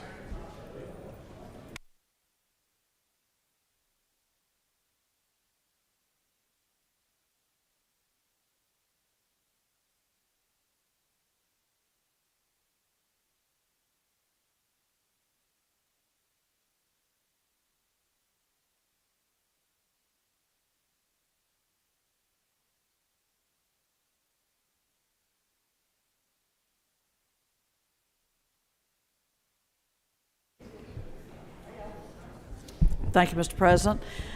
Colleagues, it was an interesting Finance Committee meeting when this bill came before us. I posed questions. I got a blank stare. And we moved to the next person being recognized. There was simply very little explanation of, for example, why would we sign on to a plan that includes schools that have not received accreditation, but they're in a process of applying for accreditation. Why on earth is that a good idea? Now, this body, interestingly enough, I think the day before or a few days before this bill was in Finance Committee, heard the distinguished gentleman from the 23rd, the chair of our Higher Education Committee, walk us through why we needed some real scrutiny on some schools that have been set up around our state, 238 schools purporting to deliver education and credits to students that entered their doors. And as I recall, our higher ed chair of the Higher Ed Committee, it was up between 200 and 300 schools that were problematic and had to be closely watched because there were irregularities that were troubling. In some cases, a school that closed up and all there was a kind of a blank storefront. There was no place to go to find any records or any background on what happened to that. And we heard and being on the Higher Ed Committee, I certainly supported the passage of that bill to allow scrutiny and transparency about bad actors that are in the field of education, but not really delivering education. So we heard that bill in the Higher Ed Committee. We passed that bill unanimously in the Higher Ed Committee, and we passed it on the floor of the Senate under the leadership of the distinguished gentleman from the 23rd, our Higher Ed Committee chairman. And yet we come with this bill, which is going to sign up for a proposition coming from the feds where schools don't even have to have accreditation to participate. And when I raised that during our review of this bill when it was coming to a vote, I got blank stares. No explanation of why we would sign on for that when we had just heard from our Higher Ed Committee chair days earlier and voted in unison for his proposal to have scrutiny of schools that are bad actors. But we blindly, dare I say, accepted this bill with this language in it. that we're signing on to a scheme that includes schools that don't even have accreditation. Okay, so on those grounds alone, skepticism would be more than appropriate about this bill. But nonetheless, it passed, it zoomed through on a party line vote. And it also has language in it that makes it permanent. That purports to handcuff Georgia's future governors and the General Assembly members by forcing us into a federal voucher program that becomes, in the words and the language in the bill, becomes the permanent policy of the state of Georgia. The permanent policy. And we were informed by our Finance Committee chair that Legislative Counsel was not familiar with that language being used in our Georgia Code annotated, permanent policy of the state of Georgia. But it passed. This bill passed on a party line vote. I simply say to you, be ready to be held accountable when you cast your vote for what this bill in fact purports to do. It is a less than ideal approach. It hitches our wagon to a star. We know not where it will land, and frankly, there were few, if any, answers to the questions that were raised about the bill in the committee process. So my friend from the 45th has the job of working this bill and passing this bill, and he got the bill passed. And highly skeptical would be how I would describe the skepticism that you should use in looking at this bill and what it purports to do. If there are any questions, I will yield. If not, I'll yield the well. Senator, you have Thank you. one question, or you'd like to speak? Okay, no, you have no questions, Senator. Thank you.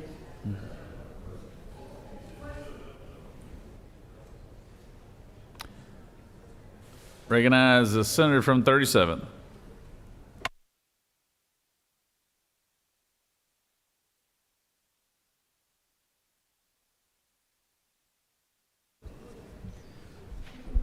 Mr. President, ladies and gentlemen of the Senate, I rise today in support of Senate Bill 446.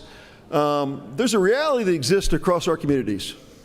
Whether you're in rural Georgia, whether you're in downtown Atlanta, or somewhere in the outer lying rim of the metro, one thing is true about parental choice in education. School choice and being able to decide where your kid goes to school, this very, very personal thing that's the hours and hours and hours a week where kids are handed over to others to help educate them in our culture, whether it's in a public setting or private setting. It depends on one thing, unfortunately, in our culture today. We have school choice, but it's segregated. You know what it's segregated on? It's segregated on income. If you've got the resources that you want to move to a place where the schools work for your kids, you can sell your house, you can take a loss if you need to, and you can go to a public school system and put your kids in a school that works for them. If you've got dollars, you can stay home and homeschool your kids. Mom or dad can stay home and homeschool the kids. If you have dollars, you can put them in a private school for $15,000 or $20,000 a year after tax income. But if you're a low-income parent, single mom perhaps, working 2 jobs to keep the lights on, school choice is out of reach for you without scholarship programs like the one provided in Senate Bill 446. This allows Georgians from all across our state to put money into a pot that supports not just their kids, or not their kids, but any kid that qualifies for these scholarship programs. I ask parents, what's one of the most important things that happens in the life of your young adolescent? They say it's the school they attend and the friends that are in that school setting. And I ask them, if you could do anything as a parent to influence that, what would you like to do the most? They say, Ed, I'd like to have influence about where my child goes to school and who educates my child. Friends, this is fundamental to what parents do. And without the financial resources to do it, that's a false promise. It's a promise that exists for those that have the financial resources.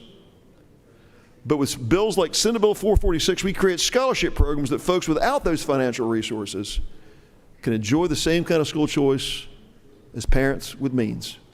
My district's got a wide variety of people, but who I represent here are the people who need us to help them provide a hand up here. Not a handout, but a hand up.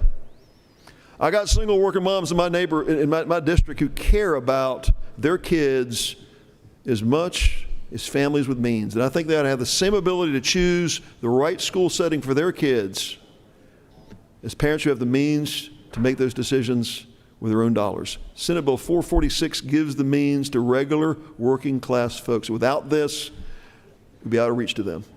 I think this should be a bipartisan bill because the need for this is a bipartisan need. I urge your support for Senate Bill 446. Senator's yielded.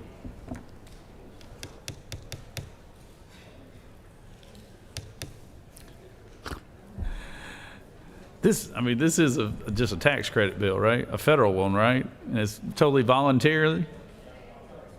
Okay, all right. I'm wondering why there's so much debate on this, because Senator from 27th, I recognize you.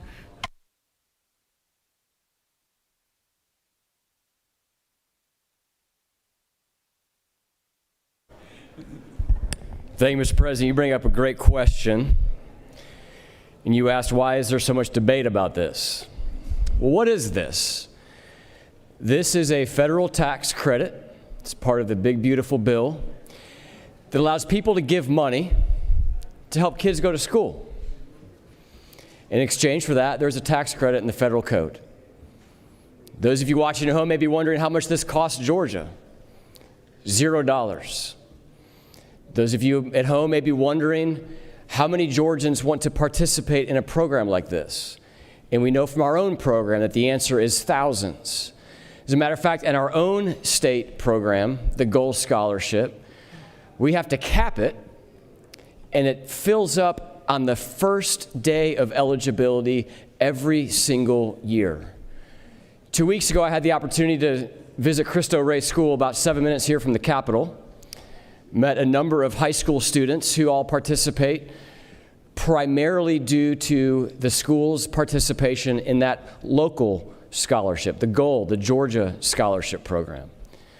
But they're only able to get about 48% of the money that people want to give to them because of the cap. This federal program will allow schools like Cristo Rey to expand their support for children. And these aren't rich kids. The leader of the school told me that the average family of 4 at their school made in the $48,000 a year range. For most of them, they will be the first children in their families to ever go to college. Every single child at Cristo Rey will be accepted into a college after their senior year. Most of them will be accepted to multiple colleges.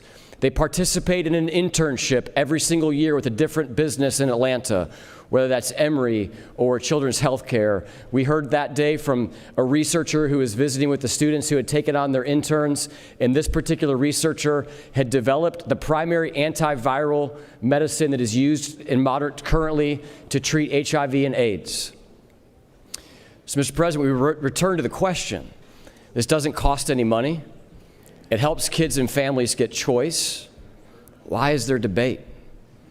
Well, there's debate, Mr. President, because my friends on the other side of the aisle believe in the one-size-fits-all education system. And if we do anything in this chamber to allow parents to have choices and options, we get resistance. Over a decade ago, some members who are still in this chamber voted against the special needs school choice program for kids that were disabled, to be able to use some state tax money to go to a school that may better fit their needs. We have quotes from the newspaper from the members of the chamber at the time who are still here today, and man, was it doom and gloom. The entire education system was going to fall apart. We heard the same complaints when we passed the Gold Scholarship and when we expanded the Gold Scholarship. We heard the same complaints and the same doom and gloom when we passed the Georgia Promise Scholarship, but they just never come true. 8,000 families this year are able to attend a school of choice because of the Georgia Promise Scholarship. And the minority report says that we're passing this bill because we're fearful of elections in November, but here's the reality. This is an issue on which Democrats and Republicans agree, except the Democrats in this room. But when you poll Democrat families, and we've done it a lot of times, this is like a 70% issue among Democrats. This is like an 85 to 90% issue among Republicans. But the special interests in the hallway have such a stranglehold on my friends in the minority party that even though this will benefit their constituents, they just can't bring themselves to vote for it. Mr. President, I'm passionate about this issue, and I know this isn't my bill, but I'd be happy to take any questions. If there are none, I'll yield the will. You did an excellent job at explaining it, Senator, and you do have a couple questions. I'll be happy to take them. Recognize a distinguished man from the 55th. Thank you. Will the gentleman yield? I will. I am not on the Education Committee. I am deeply troubled about our educational system. I'm deeply troubled about teachers not being able to teach in public school. I'm deeply troubled that we are dealing with education 100 years from now. I think we'll still be fighting over it. So is it not true that there is some component of this bill that makes it permanent? Tell us, what is that component and why is that necessary? Yeah, I think, are you referring to the first 20 or so lines of the bill? I'm trying to look for the exact line here, but I saw it earlier in the preamble. I think it might be section 2. Yes, on line 24.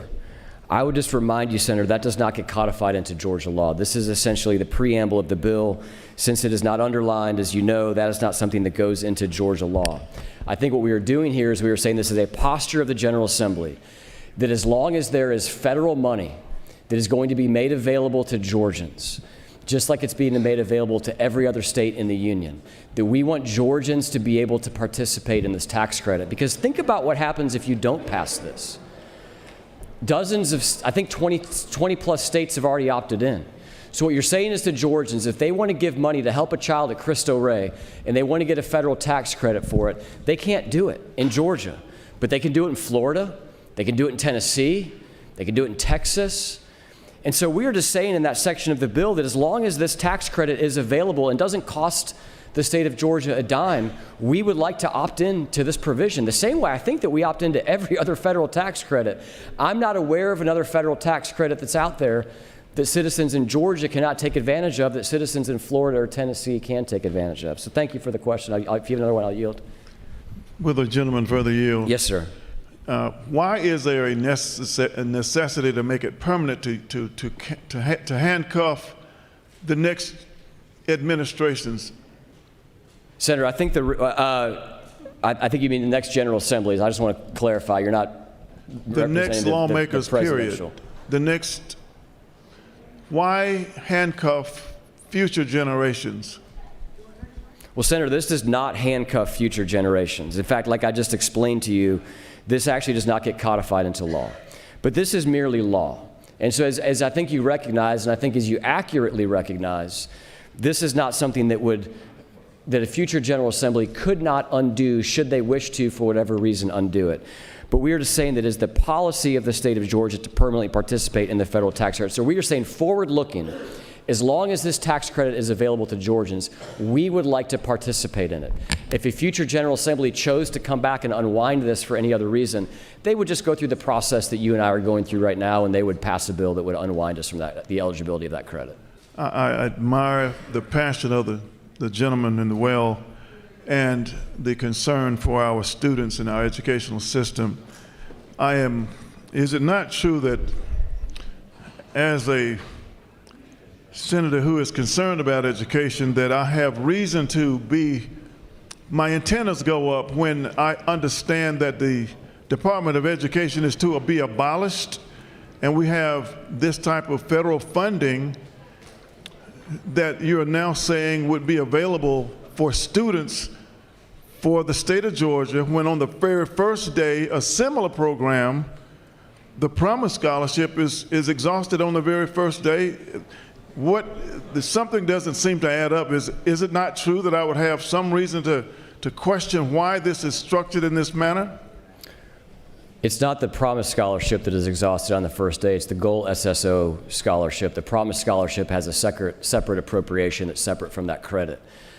I don't know that the elimination of the Federal Department of Education has anything to do with how people file their tax returns. And for the state credits and the federal credits that many of us look at and participate in, that is filed with the Department of Revenue at the state level, and it is filed with the IRS at the federal level. All that we are saying is that the Georgia families who want to donate money to Cristo Rey and other schools like it, Our Lady of Peace Preparatory Academy, for example, will have the ability to do that. They will file on their tax return and attest to the fact that they did that, and they will receive a federal credit under federal law that does not impact Georgia's revenue whatsoever. You may be asking yourself, well, why do we have to do any of this at all? And I think that's a fair question. The language that was put in the Big Beautiful Bill does require the states to opt in to this federal program. Governor Kemp went through the first step of that last month of opting us into the federal program. And what we are looking to do is to codify into law that as long as that program exists, that Georgia will participate in that program. I really appreciate your passion. I appreciate your efforts on this. And one final question, if the gentleman will yield. I will. If I can frame this properly, what impact, if any, will this have on our overall public educational system, if any?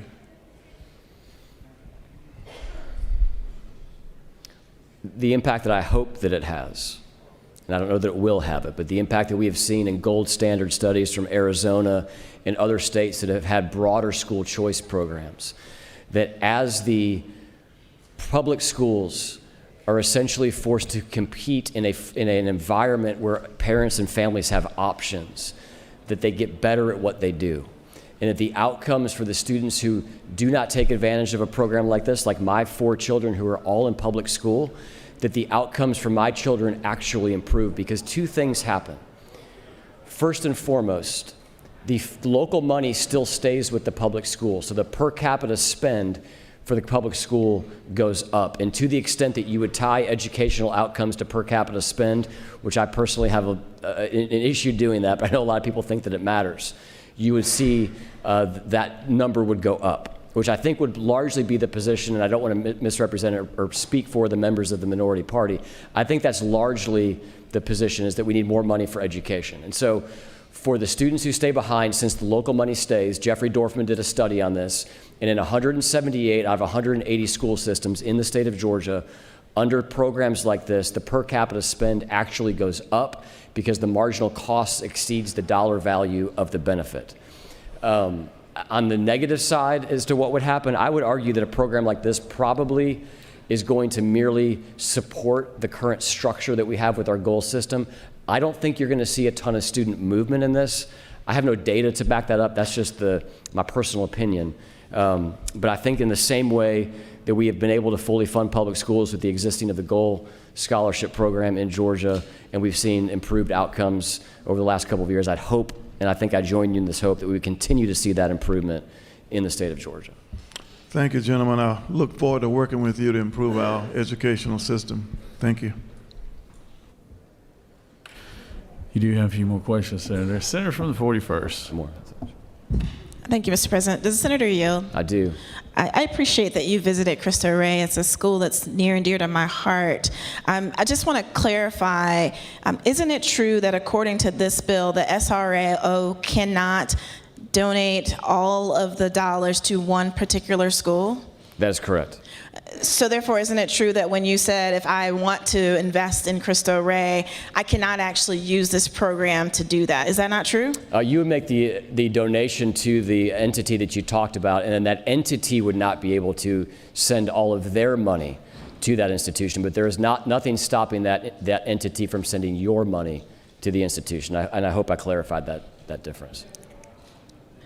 Would you try one more time? Sure. So, if reference me to the line numbers that you're referencing, if you don't mind. It's the limitations. It's actually the senator who presented from the bill spoke to too, that limits the entity, the SRO, from being able to give all of the money to one institution. I'm sorry, I don't have the exact lines, but I just want to be clear that the way this is written is that, thank you, lines 89 and 90. You said 89 and 90? Mm-hmm. Okay. So I just want to be clear. Let's just read it. Each scholarship granting organization shall provide scholarships to 10 or more eligible students who do not all attend the same qualified school or program. So you're going to have an entity that's going to receive money from hopefully hundreds or thousands of Georgians. I believe that what this language is seeking to do, that ensuring that you do not have essentially a pipeline that exists just for one institution. So that you did not have an entity that went out to raise money essentially exclusively for Cristo Rey. But there is nothing in this bill, as I understand it, that would stop you from going to one of those entities and saying, I would like to dedicate my funds to Cristo Rey, the same way that you can do that now under the goal. But the entity would just have to work with multiple receiving institutions, is how I would read that bill. And it is also how I understand it being a cousin to the goal scholarship. Senator, is it not further true that we have charitable giving that allows a person to give directly to Cristo Rey without having to have their funds dispersed in other ways? Is it not true that we already have tax incentives through charitable donations? We certainly do have the ability to donate to C3s. The conversation that I had with them when I was there, and I'm going off of memory here, so don't hold me to this exact number, but I believe that they told me that it was 24% of their funding came from just that one bucket of funding being the Gold Scholarship. They lobbied to have that cap from the $120 million cap expanded because, like I referenced, they received a number of direct commitments on day one of the funding, the day that the window closed, and they were only able to, and again, I'm going off of memory here, but receive 48% of the funds that people wanted to give to them. So what I see this as an alternative option is a way for institutions like that one to receive additional dollars without it costing the Georgia taxpayers a dime, and I just don't see the downside here.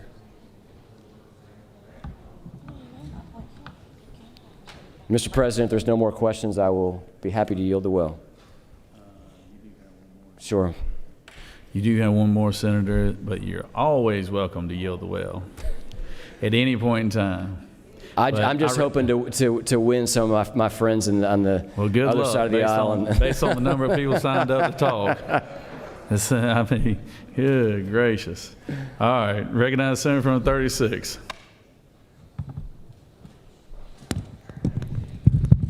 Thank you, Mr. President. Does the Senator yield? I do. Thank you so much. You referenced Arizona as a success story for private school vouchers. Isn't that right? I referenced them as one that there's been a number of goals. The state of Arizona.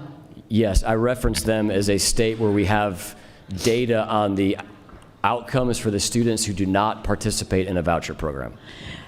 Are you aware of the fact that this wide open private school voucher program in Arizona actually threatened the fiscal integrity of the state? Did you pick up on that little news item in your extensive research on this? I'm sure that in no way are you characterizing that as being something different from what it actually is.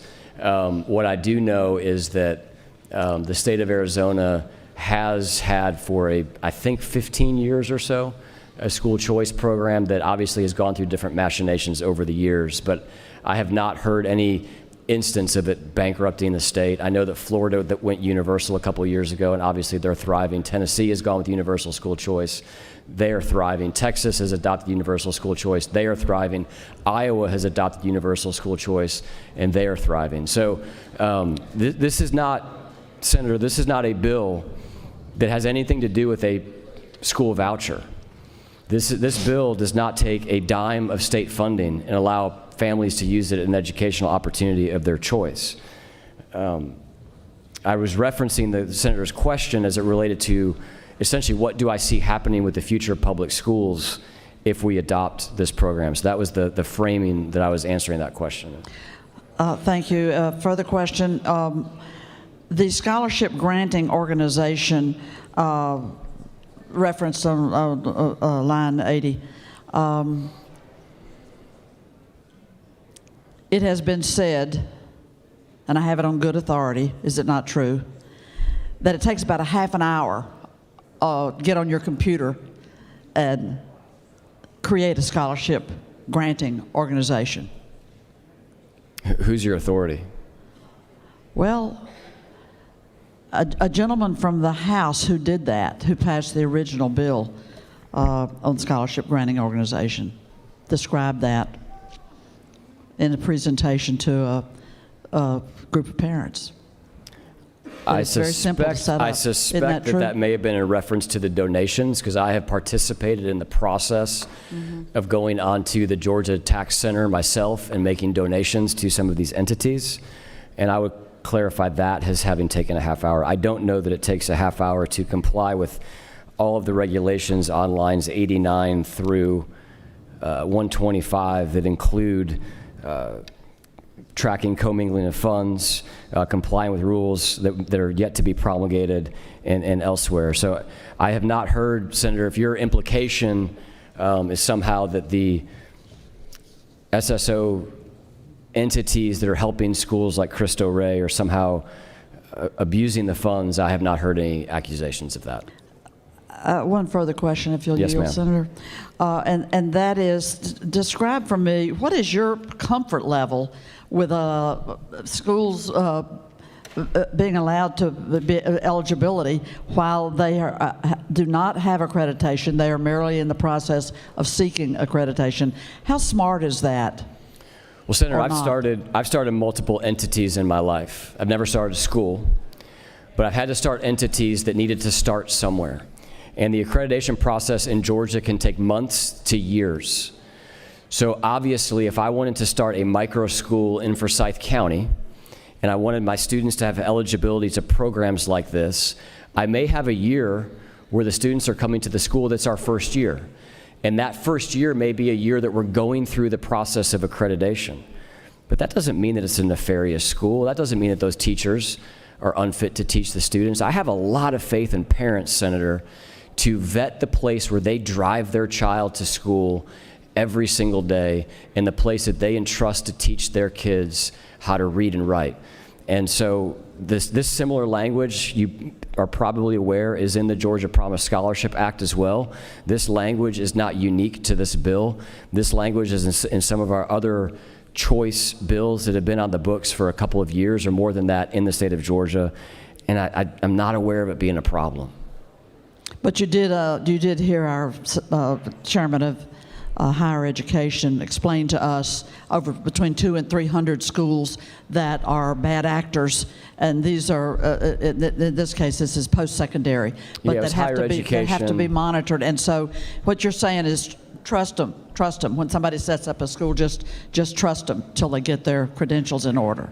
Is that right? Senator, they are required to move through the accreditation process. And if they do not receive an accreditation, then that's a conversation I think that would be a reason for a cause for concern.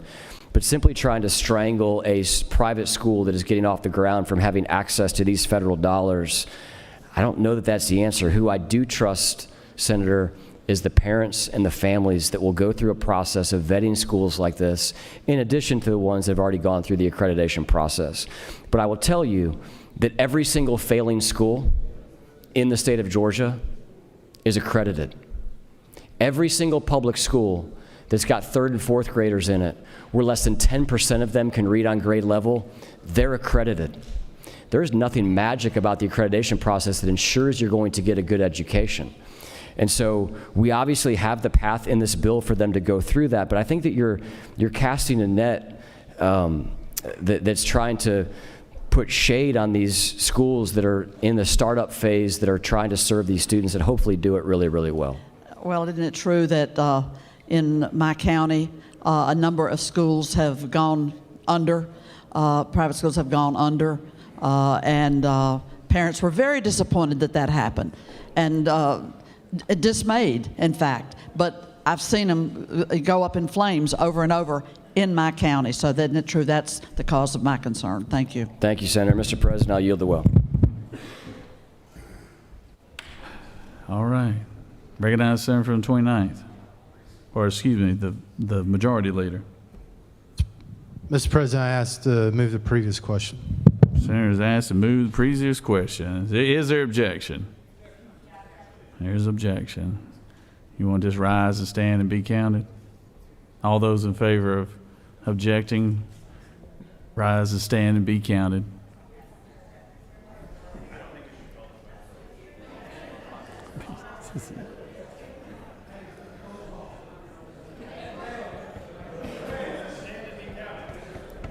All right. Reverse.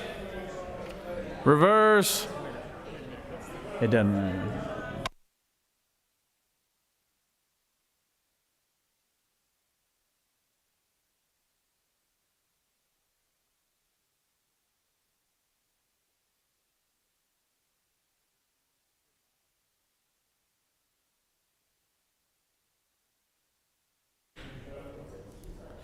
So let's reverse ones who object because they didn't get the count when y'all stood up the first time. We hadn't done this in quite some time. Those opposed.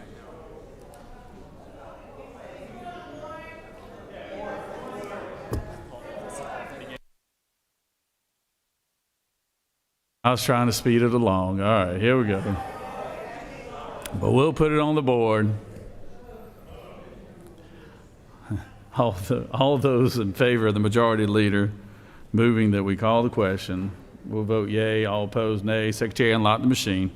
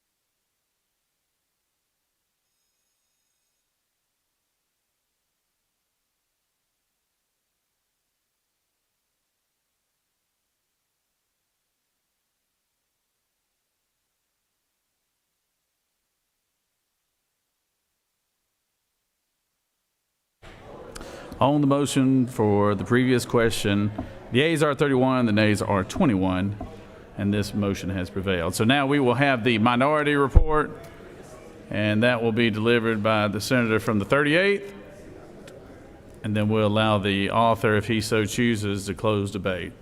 Senator from 38, you're recognized.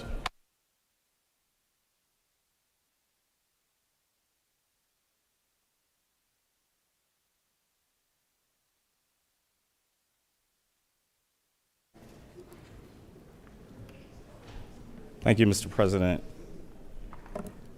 So we've heard a lot about the minority party being opposed to school choice and vouchers. And I want to push back on that as someone that is a strong proponent of charter schools to say that is factually not true, because public charter schools are a form of school choice.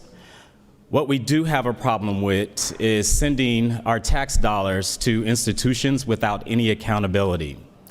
We've heard reports out of Arizona where folks have brought diamond rings and lingerie with the money that they get from these vouchers.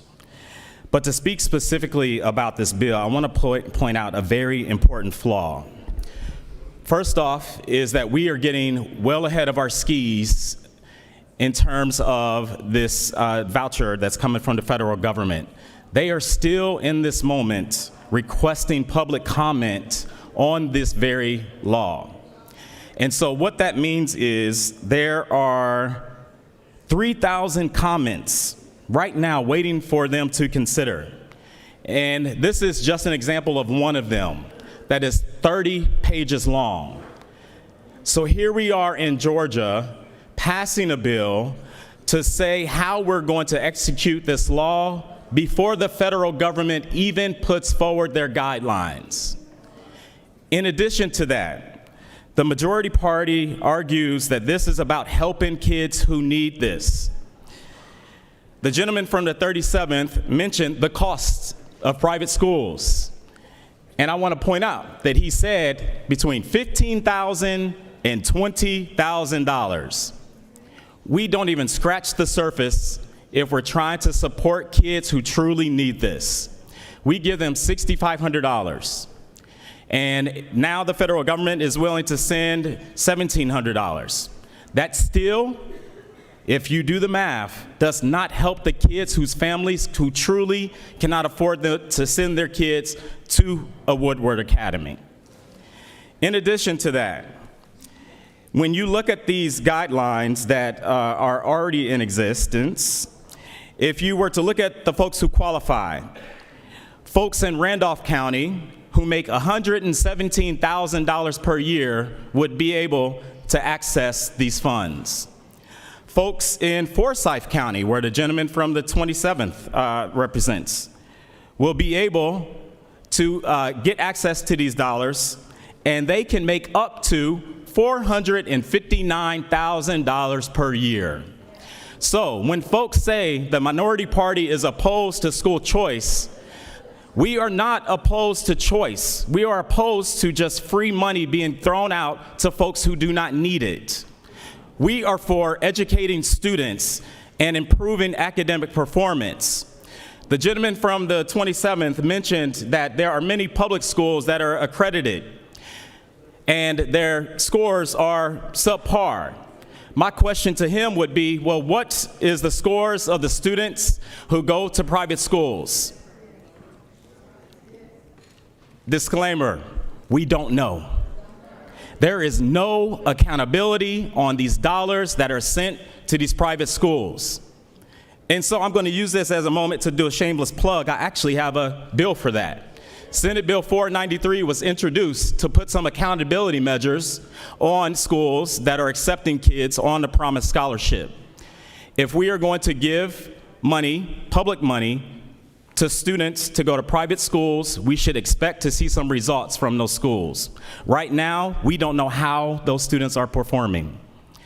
There was also mention of the Special Needs Scholarship. Once again, money is given without any accountability. There are parents that have taken advantage of the Special Needs Scholarship, and they have complained that their private school is not honoring their child's IEP. So, if we're going to give money to students who want to go to private schools, we should be expecting some results and some opportunity to know that they are being successful. There are currently 2 million public school students in this state.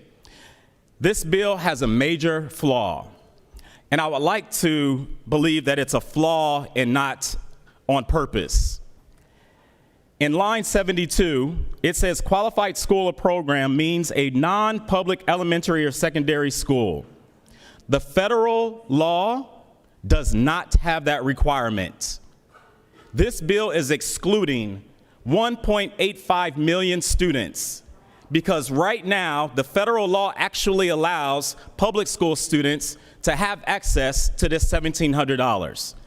So we are going further than the federal government and saying, you know what? We don't want our public school students to have access to this money, but yet we want to give students school choice. So what we're saying is we only want school choice and options for 185,000 kids. Well, let me correct that, 150,000 kids that are in private schools right now. That is a major problem. That is why we need to slow down. We need to think about what we're doing and not get ahead of the federal government. Whether you agree with this or not, I would hope that you would agree that we should not be excluding students that the federal government is not excluding. The federal government is saying, hey, we want to give this to all kids. But what Georgia is saying, like, no, we want to go a step further and just allow it for a select few. That is a major problem in this bill. Finally, I want to address the fact that, folks have mentioned that this is about school choice is personal. It is a personal decision for a child to be sent to a school and a parent to make that decision. But we also have to be smart about how we're doing it. It is our responsibility to make sure our students are learning. When we have 30% of kids reading on grade level and 70% not, I would believe that it's not just in our public school, folks. This happens in our private schools too. And so if we're going to send money to private schools, we should know how our students are learning and what their academic outcomes are. And so it's not just that we just reflexively want to be against giving parents options. We want to be able to give options to the parents who truly need them. And I would argue that someone making $459,000 does not need additional government funds. The ones who need it are the ones whose families are struggling to make ends meet.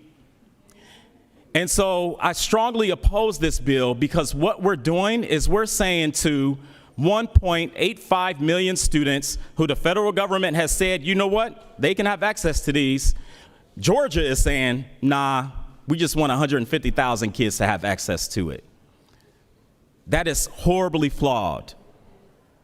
So those public school students and their families who are listening, I want you to take note that our majority is saying that you should not have access to funds that your federal government is saying you should have access to. And with that, Mr. President, I yield the well.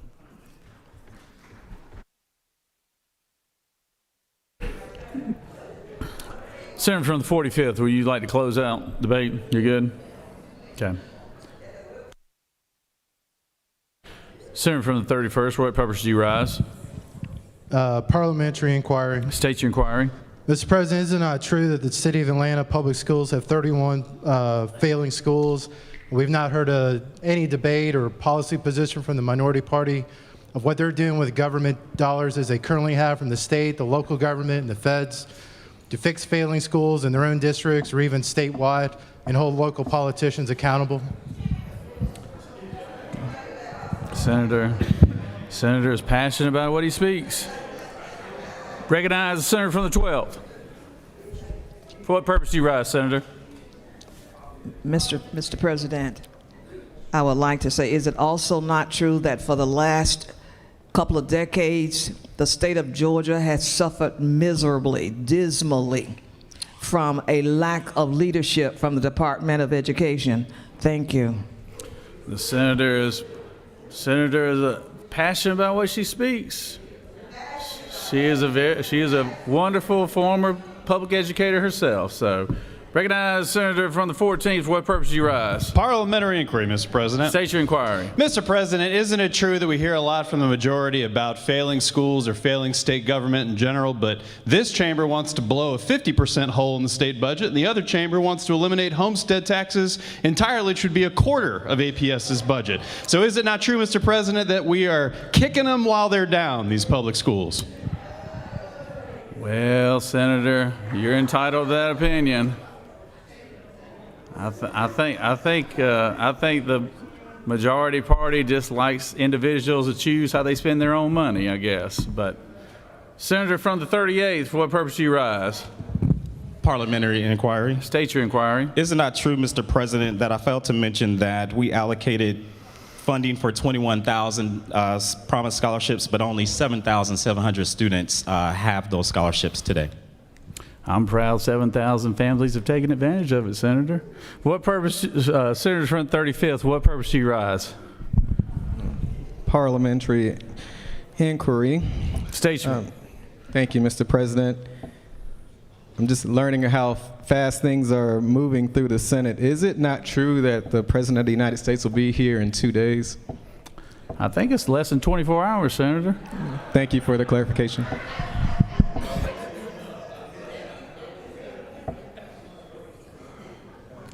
All right.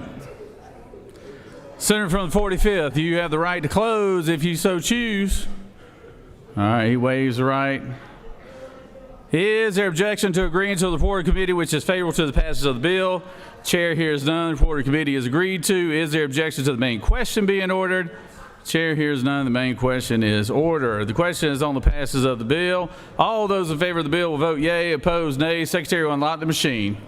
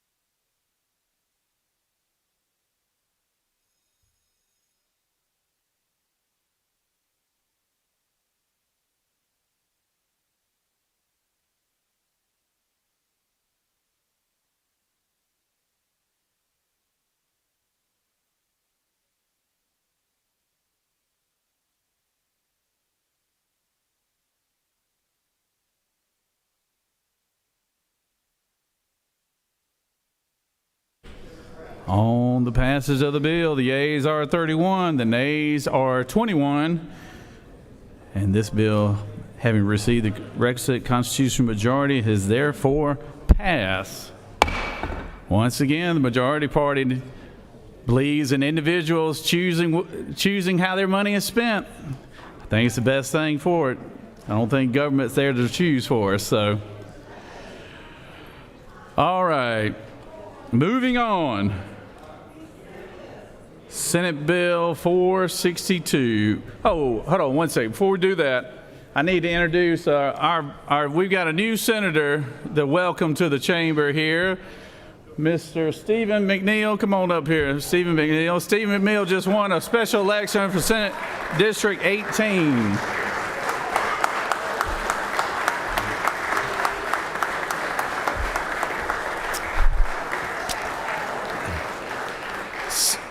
Stephen had a hard-fought jungle primary where he had 5 Republicans and 1 or 2 Democrats. I can't remember. I think maybe 1 Democrat. It went to a runoff, and Stephen was able to win by a pretty large margin. But he reigns from Macon, Georgia. He's got a beautiful family. He's a lawyer by trade. We won't hold that against him. And but he's gonna make a fine senator, and I'm gonna give him a few minutes to introduce himself to everybody. So everybody, welcome Stephen McNeil. Thank you, Lieutenant Governor, and thank you all for having me. I just look forward to working with all these distinguished members of the Senate in this historical chamber. It's quite an honor to be standing up here, even and talking before you. Look forward to getting to know each and every one of you and working towards proven and sound economic and legal principles to move Georgia forward. Thank you. All right, good job. Good job. We look forward to having the senator-elect. We'll probably swear him in as soon as his election is certified. By the end of the week, we'll swear him in first part of next week. So we're glad to have him. So. Secretary, read the caption for Senate Bill 462. Senate Bill 462 by Senator Stowe of the 48th and others. A bill to be entitled an act to amend Chapter 20E of Title 33 of the Official Code of Georgia annotated, the Surprise Bill and Consumer Protection Act, so as to provide for insurance coverage for certain out-of-network ambulance transportation service, to provide for the minimum allowable reimbursement rate for such service, to provide for maximum amounts on co-payments, co-insurance, or deductibles for such service, to provide for definitions, to provide for related matters, to repeal conflicting laws, and for other purposes. Mr. President, the Senate Committee on Health and Human Services recommends that this bill do pass. Respectfully submitted by Senator Watson of the 1st Chairman. Mr. President, that completes the order.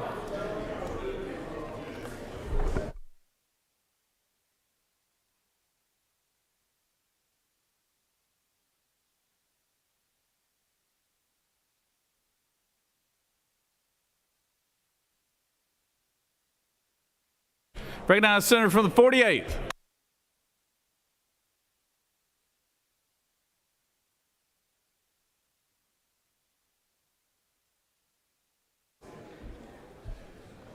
Thank you, Mr. President.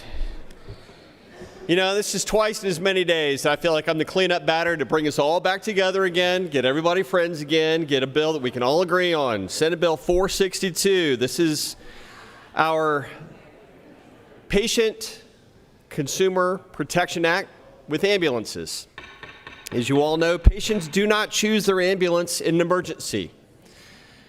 This bill will prevent the runaway billing that sometimes occurs, unfair billing that occurs when people call 911, dispatch arrives, and they don't know what the bill is until after the fact. They don't get to choose who their ambulance provider is.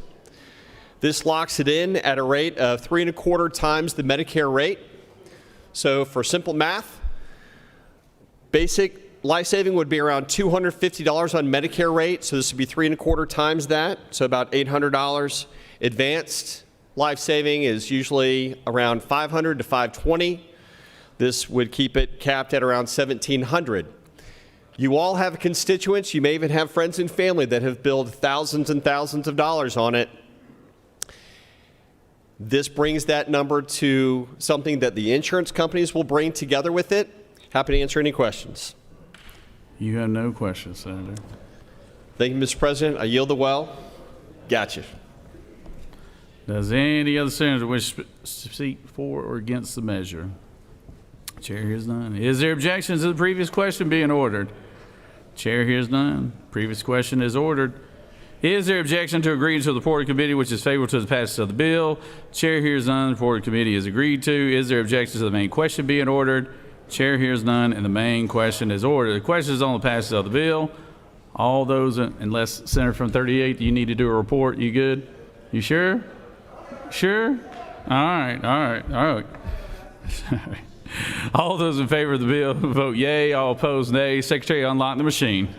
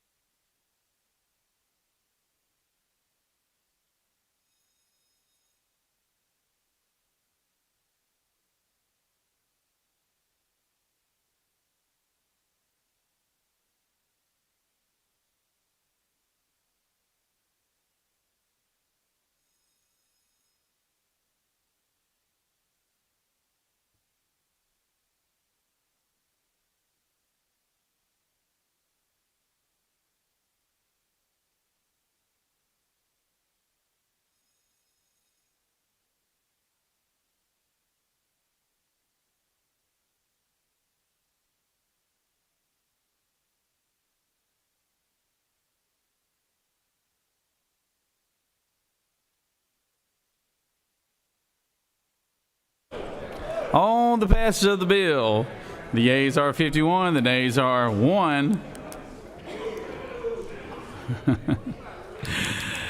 This bill, having received the requisite constitutional majority, is therefore passed. What's wrong with the senator from the 26? Recognize Majority Leader. I move that the Senate stand adjourned, Mr. President, until 10 a.m. Thursday, February 19th. Majority Leader has moved that the Senate stand adjourned until February 19th, 10 a.m. Secretary, read the announcements. The Rules Committee will meet upon adjournment of the Senate in room 450 Capitol. The Public Safety Committee will meet at 1:30 in room 450 Capitol.